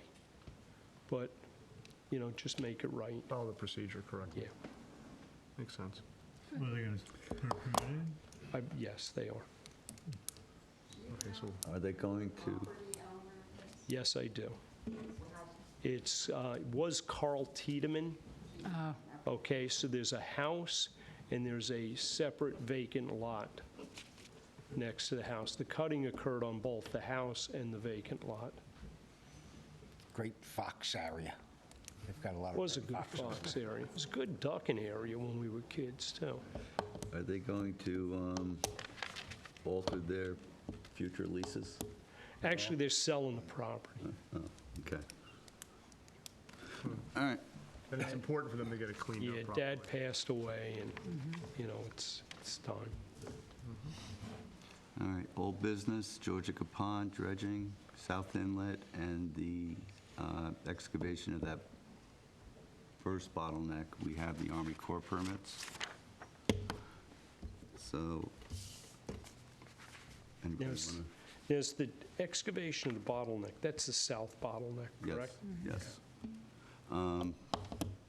Is that the 30-foot wide? No. No, this is the one in front of Kelly Klein's house there. Okay. So, next phase is we have to put together a proposal, scope of work to get this dredging done as soon as possible. Yeah, Ponds Committee should do Yep. that this week.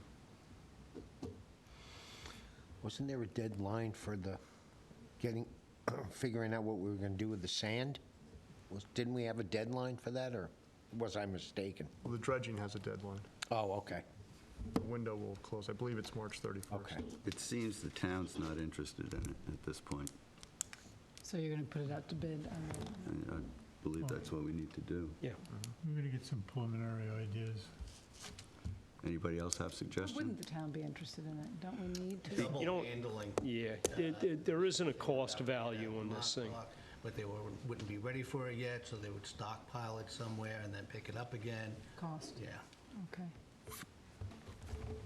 at least that's what Hal Francis explained it to me today. Well, that's exactly what it is. you Yeah. know, But what I don't understand is we're only talking 3 to 4 week difference in the schedules. You know, why can't they just Yeah. take it from there out to Montauk? Is that like a totally use it. done deal, or is it still? They haven't gotten back to me on anything different. We can't wait for them. I think you just move on. Yeah, we Yeah, we can gotta move keep on. going. So have you looked at any, is there any interest in market? I'm sure there is. All right, committee reports, Georgia 1 Association Road. We're waiting for them to make an application. My suggestion to them is the town really should be the lead on this. This is a revegetation project outside of our jurisdiction, and it's going to be what the town approves that's going to open the door for us to agree to this Phragmites cutting project. Floken is basically the same thing. They want to, it's not a bulkhead repair, it's a bulkhead replacement. It's a dock replacement, that there was an existing dock there. And what we're hoping for is they're going to have to apply to the town for a natural resources permit too. We're hoping that maybe we can convince them to remove part of this bulkhead and do a more natural shoreline, because there's a significant part of this bulkhead that honestly doesn't protect anything other than keeping the geese off the lawn. So that's that. Rivkind, we just received the application in the last day or so. Again, that's like the others. We've got to make an arrangement to meet with the applicant's agent. And on that Floken project, you mentioned this last meeting. What's the time frame on this? Like, going to apply for natural resource special permit? The communication that I had with their agent was very soon. That was 10 days ago. And their agent would be preparing the natural resource plan? Yes, yes. Is he agreeable to? We don't know that. I don't know whether the applicant's agreeable. The interesting thing on this property is there was a point where the homeowner was very agreeable. In fact, they had proposed that as one iteration of a minor subdivision. It seems that since then, they did the exact opposite. They combined all the properties. So maybe they're not so interested in eliminating some of the bulkhead. We'll find out. But they know that that's in our interest that they do that. It's not just it's in our interest and the town of East Hampton's interest. If you don't have an intense wave motion. There isn't, and you know what, there's a portion Then of why this. couldn't they They could, rebuild they could, and they may. little 4-foot And they may. revetment? And they may ultimately decide to do that. There's a portion of this bulkhead which does basically protect a pre-existing swimming pool, okay? I think that one is imperative that they replace it or they're going to lose some of their land. But there's a pretty sizable area between that swimming pool and the next building on the property that could be very nice to have natural shoreline that went down to Georgica Pond. That's the area of question.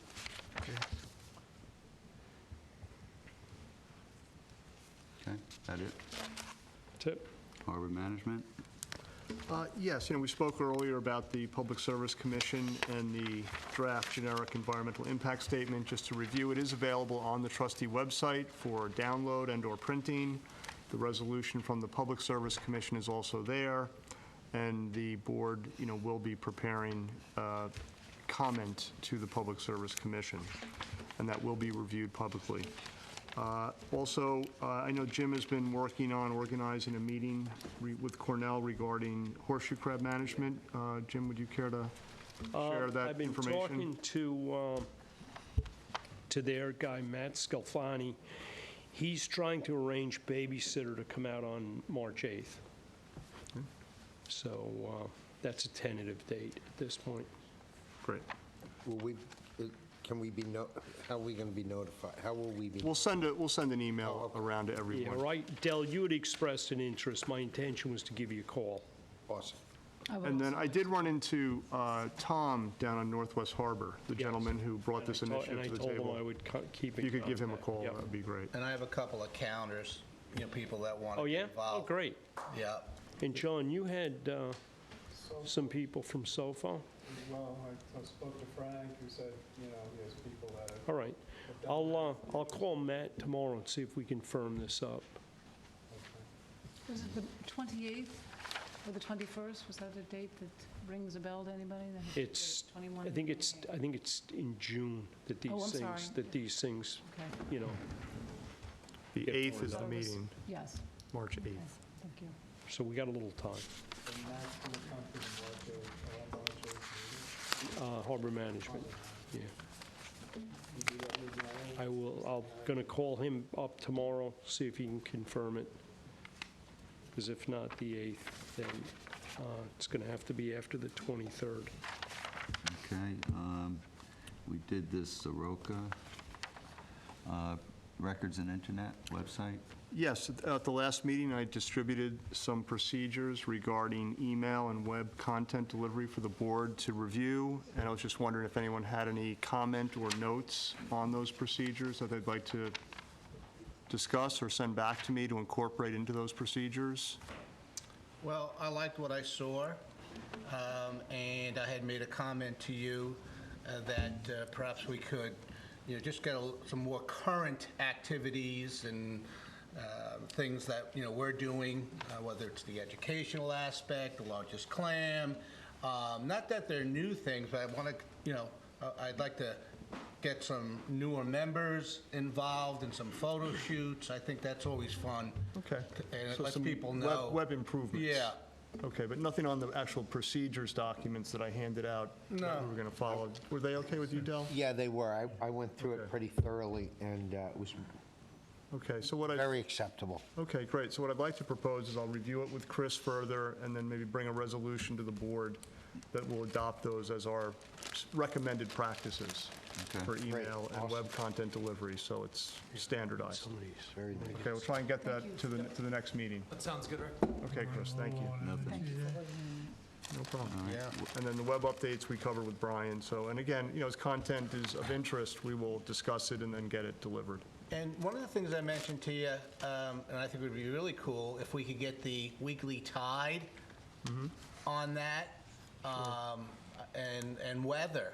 I mean, if it's not too expensive, No, that's pretty easy to do. So if you could pick a location, whether it's on the Ocean Beach at Atlantic Avenue or the inlet of 3 Mile Harbor, maybe we can pick a favorite trustee water body, or maybe we do both sides. But, Are you dealing with somebody now that can do that for us? Yeah, some of the stuff I can do. the If I beach. can't, if it's above my skill set, we'll Right. outsource it and we'll get a price for it, and then the board will. I'm always trying to find the tides on the ocean.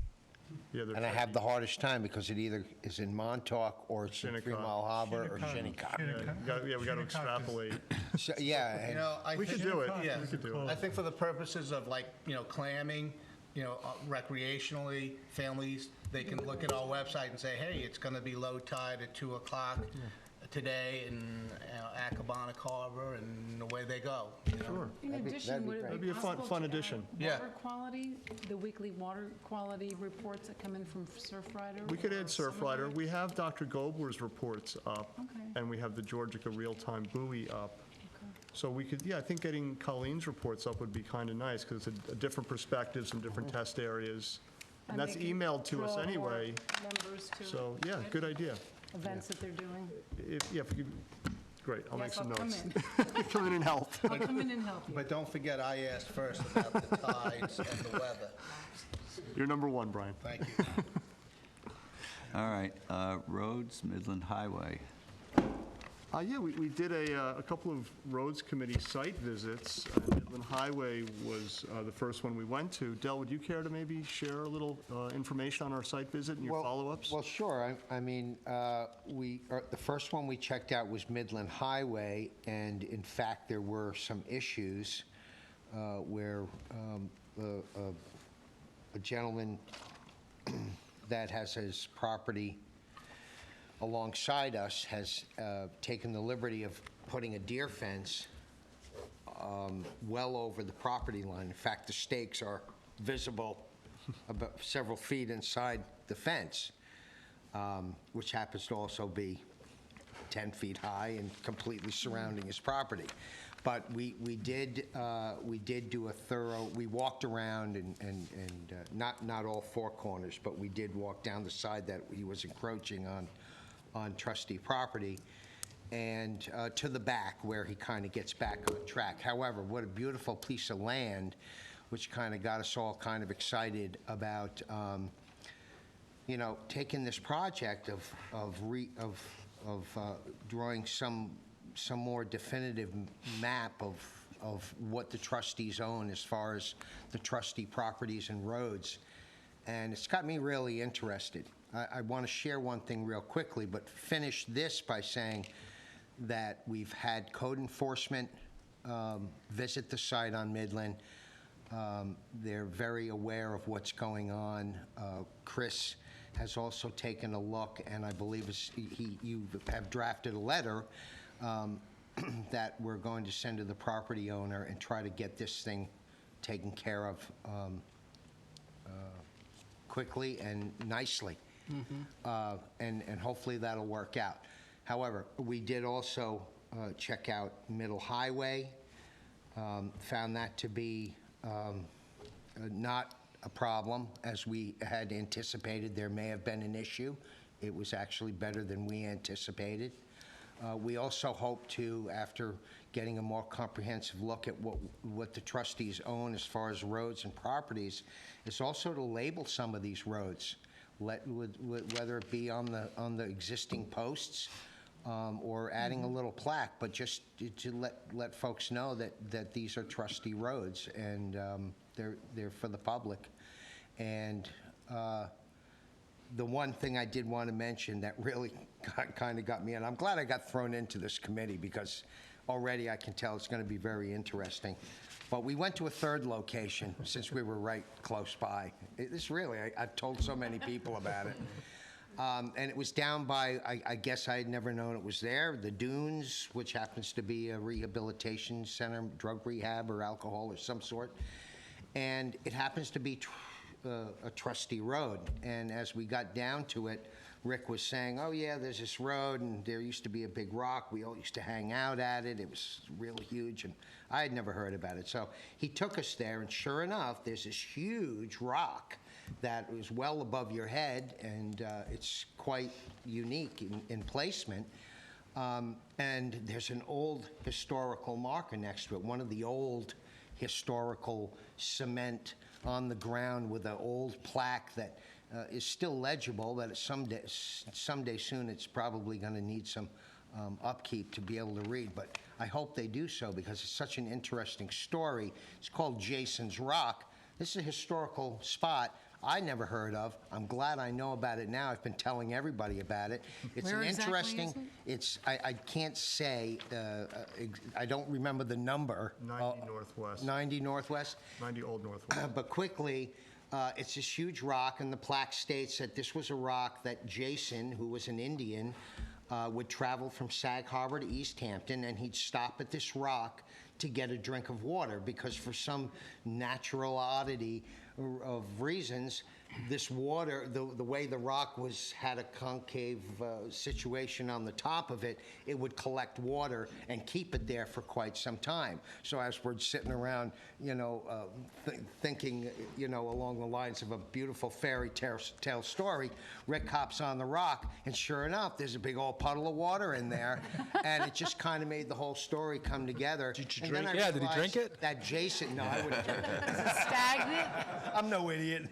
But next to I believe the road that is close by is Jason's Lane. And how often do we all wonder how some of these roads get their names? Right. And I'll bet nobody realizes that probably is the same Jason as the Indian who the rock is named after. Very interesting. I'm glad I had an opportunity to say it in front of you all so that we could, maybe some people will go and check it out. It's really kind of neat. I look forward to finding more treasures. We should let Hugh King know about it. Who? Hugh. Oh, I'm sure he knows about it. Sure. Yeah, no, it's good. It's great to get out with you and Susan. Yeah. And, as part of this, we are going to be journaling, more like a fresh journal of all the roads that captures it in a spreadsheet format. And we could probably give it to the town GIS area, and they could do a visual map as a starting point and maybe get organized to consider embracing someone like a Steve who was here earlier to do more research if some of the properties are unclear. So I think as a committee, we can do some good work to lay the groundwork for a more advanced project. We plan on, checking a road or two on the available weekends that we can each week. Like I said, it's almost like a pleasure. And who knows what we'll find. And meanwhile, we know that we're doing something neat for the trustees and the community, for the trustees to give to the community, to have for future generations to show. Exactly. Yeah, and wildlife corridors like the Upper Midland highway piece. Yeah, and actually get things straight as well. Certain properties that maybe have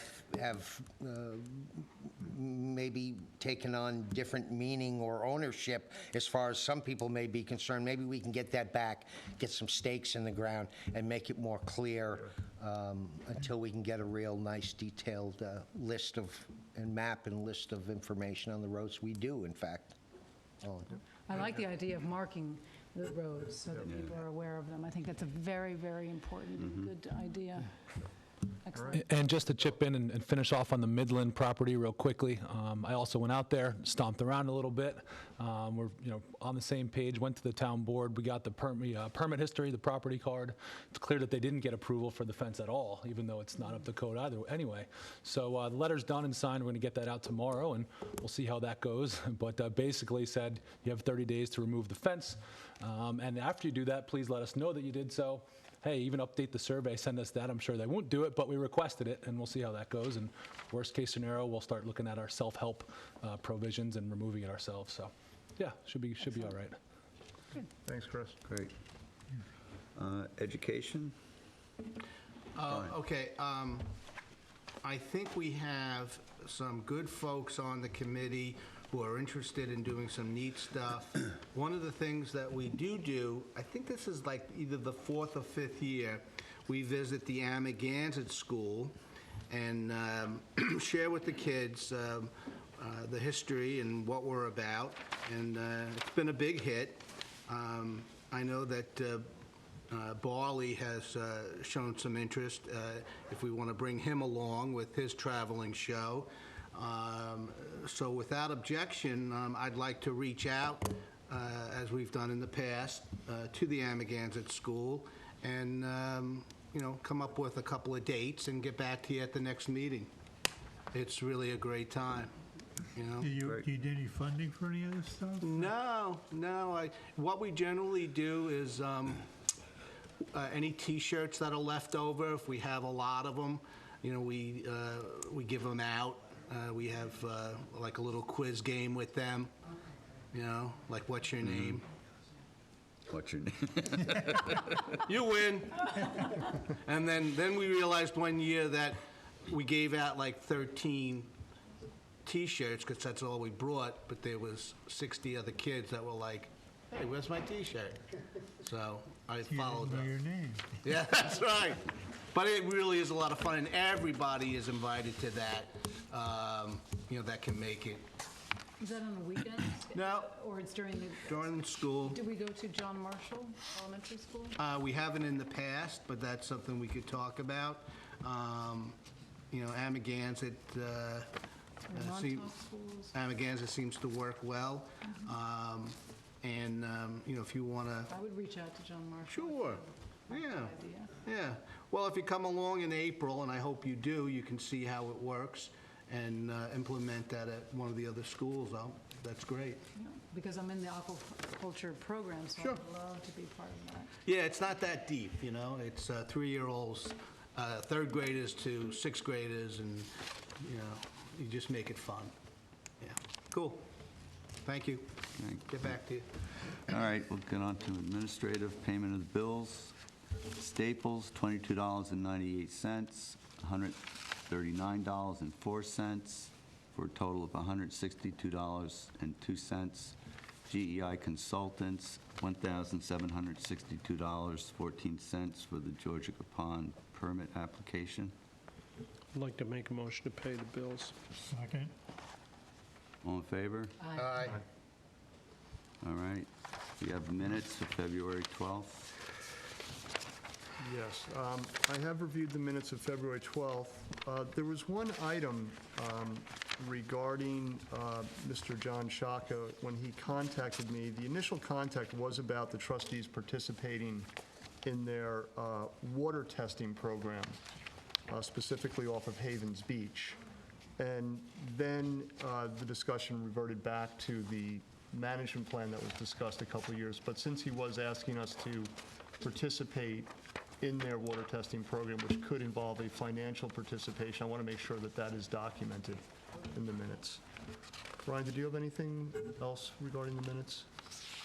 No, I had an opportunity to look at them, and other than that one change, I thought they were in order, and Okay, then I'd like to make a motion to approve the minutes of February. I would 12th. second it. All in favor? Aye. Financial reports for month ended December 31st. They've been amended.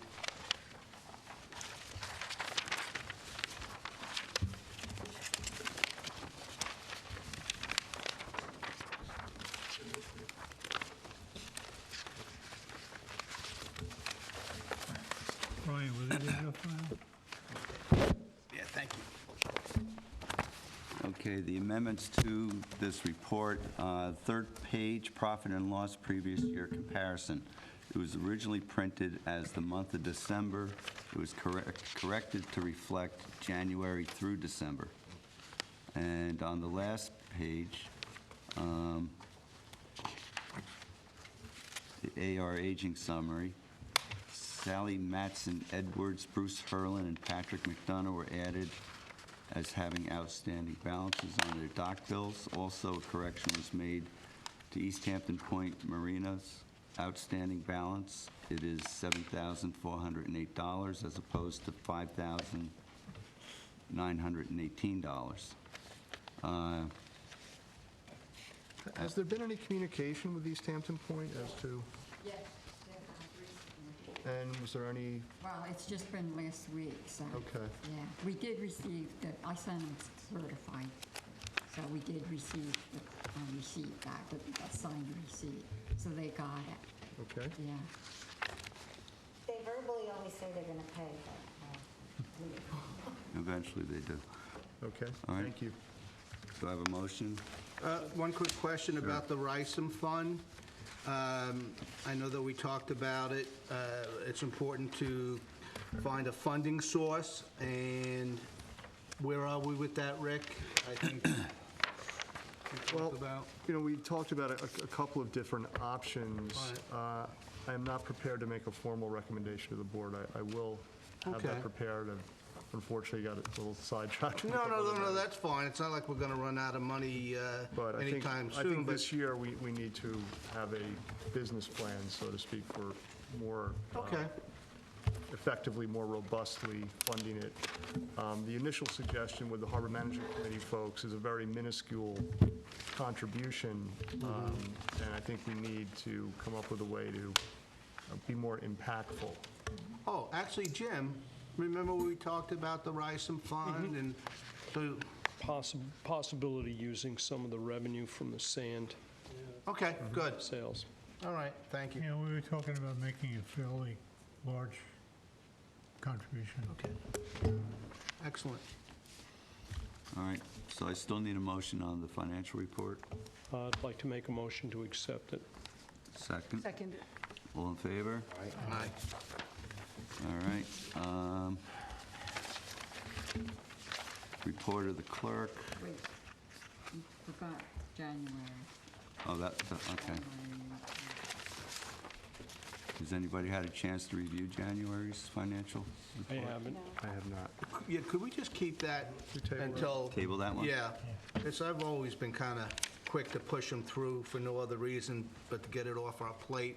They generally seem to be in line, but it's good that we have a chance to chew on them for a couple of weeks. Get off on the right foot for the new Yep. year.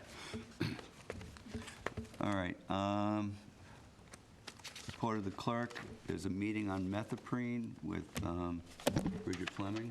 You're going to be attending that? Yeah, That's, several other people. is that tomorrow? They're all invited. It's going to be at the, they're going to meet at the Nature Conservancy House at 12? 12, and they're going to go down to Acabana Harbor. This is the same program. To go, it's 142 Sag Harbor Turnpike? What's the Yeah, address? it's that big White House The big Nature Conservancy farm. Yeah, out there before on you get to 114. Stephen Hand's path. Okay. on the right-hand side, going It's right towards next to where the 6. submarine used to be. The submarine stuff. Is it still there? And that'll be a field trip to Acabana Harbor from 1 to 2. Yeah, it gets a little muddy, so. I have boots. Good. I have waders. Okay. All right. You go first. All right, and then you've been proposing a letter to support solarization program. Yes, I just wanted to, we have a deadline as of February 23rd. We've been requested if we wish to sign on to this. 28th? Did I say February 23rd? Excuse me. February 28th, thank you, Rick.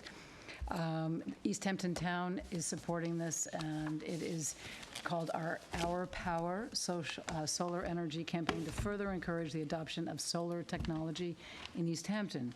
This is coming from Linda James and the East Hampton Renewable Sustainability and Renewable Energy Organization. It is been signed by, originally sent out to us from Jake from the town, and then she just forwarded this. So I think I sent everyone the email with Linda's note, with Jake's note, and if we want to, as trustees. This is for a $5,000 grant? Yes. Now, she does make mention that it's a very small grant, but she seems to think that this is at least getting our foot in the door and supporting the town's support of solarization projects. So I mean, in principle, I think more solar energy is a good thing. I am surprised that the town would put all the effort into preparing a grant for $5,000. where I don't know if- it might cost near that to prepare. Yeah, right. I don't know if that's what was being offered to the town or that they suggested. I don't really know because her Maybe it's email did one not of many or something. suggest. But at least I think as trustees, especially given the Deepwater wind situation that we have going, that any support for solarization projects would be a step in the right direction. So do I need to resend this? It's a blank. Well, does anybody on the board have opposition? How do you feel about it? to- Well, I support the concept. Personally, I don't like to sign on to other people's language.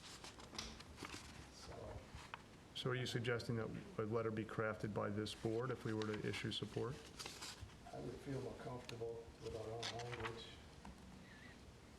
Okay, can we, Yeah, my concern is if somehow this thing turns out to be, we just signed on to support. And then we find ourselves in the same. Really clear on right now. Yeah. Sounds familiar.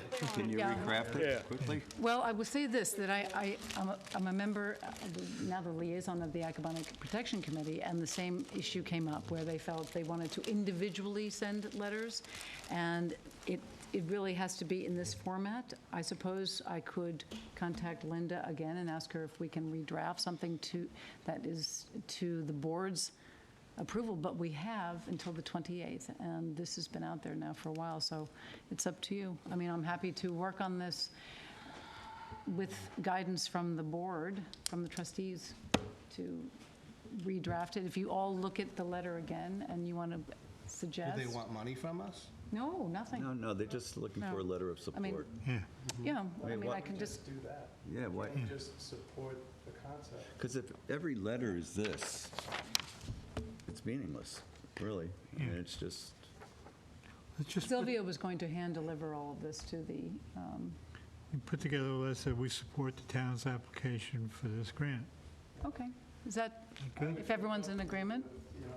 You draft something as long as it's in your language. All right, so why don't I do this? I will write something, I will send it out by email tomorrow to everyone, and if you have any suggestions, the final approval will have to come from the board. can we do that? I'll simplify it in a paragraph. We support look, we support the town's, Can't we just have a couple of committee people look at it and, yeah, that's Approve why it. I sent it to you, yeah? a while ago. I mean, just, Yeah, without another vote. is the rest of the board comfortable with Yeah. I'm comfortable. I'm with that? comfortable with And Yeah. who wants to approve it? You on board? Yeah, I'm on board, sure. You on board? Sure, Bill and I Okay. could look at it. So you three, Okay, so I will draft something that's short and concise and sweet. If and you're then good I'll with send it. to both of you, and the rest of us are okay with it? Yes. All right, Trust you guys. thank Great. you very much. all right, and correspondence. I was handed a letter tonight from Pat Hope, who asked to have it read into the record. So, we will do that.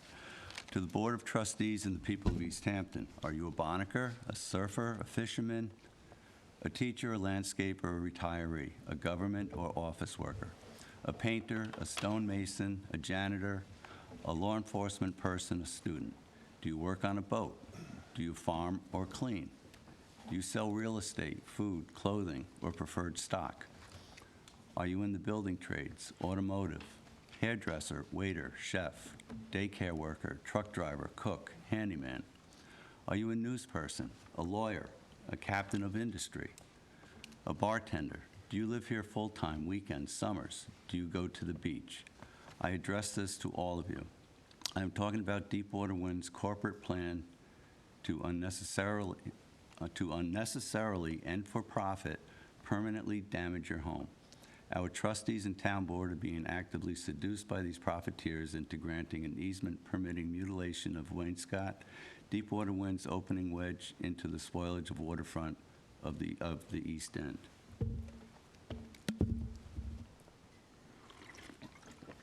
Here is a question.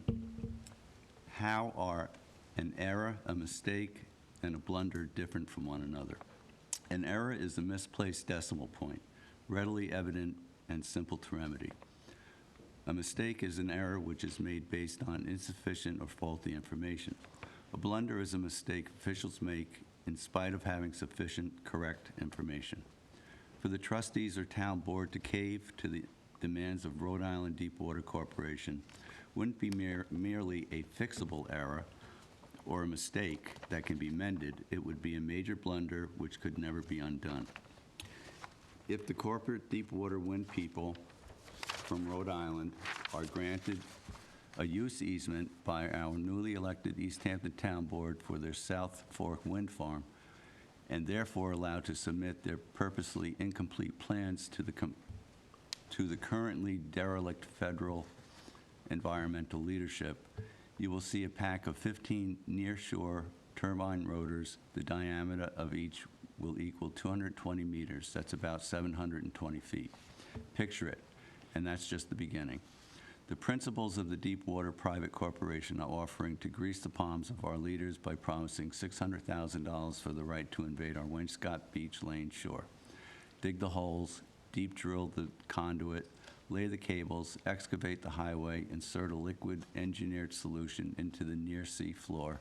Questionable ingredients to be determined after approvals are granted. Harm or eliminate all near-shore wildlife, including fishermen, all to generate electricity to power the South Fork. I close with two messages. The first one from the Old Testament, in which Esau sold his birthright for a mess of pottage. East Hampton's birthright is its waterfront. Don't be like Esau. My second message is a lesson from the old-timers. Never play a stranger's game. Sincerely, Patricia Hope, 74 Swamp Road, East Hampton. Thank you, Patrick. Thank you, Ms. Hope. Anybody have anything else? I think Dale has something. Yeah, one quick thing. The Amagansett Chamber of Commerce is throwing their 10th annual Amagansett St. Patrick's Day Parade. They've asked me to be the Grand Marshal, and since it's my hometown, and they've asked me to invite some of the people and flavors of the town that I am either involved in or I'm known for. So of course I'm going to be marching with my litter volunteers, my wildlife volunteers, and I'd like to invite and have the East Hampton Town Trustees represent themselves. It's a fun parade. It's quick. It's short. It's known as the world's shortest parade. You're not going to endanger that title with all your groups. I know. There'll be more marchers than observers. However, it would be nice to have the trustees represented, whether it's in a truck or some of you might want to march along, or if you had a banner, whatever the case may be. I would be honored to have you guys there. So I'm asking. This is March 10th? This would be March 10th at noon. It takes off right at noon. It's probably, we're all probably at the tavern by noon 15. But it would mean a lot to me if you all would come. But I'd understand if you couldn't. But I think that, you know, it's Amagansett. That's where we're stationed. We are a local and very important local group, and I think we should be represented in as often as possible. Sometimes more than we seem to be a lot of times, but I would think it'd be a great opportunity, and I'd be honored to have you guys as part of this special occasion for me as well. So it'd be interesting. Congratulations. Thank you. On both sides of the truck. I don't know where you'll be. I know. Anybody else? No. Make a motion to close. We have a motion? Second. All in favor? Aye. Aye. Thank you, everybody.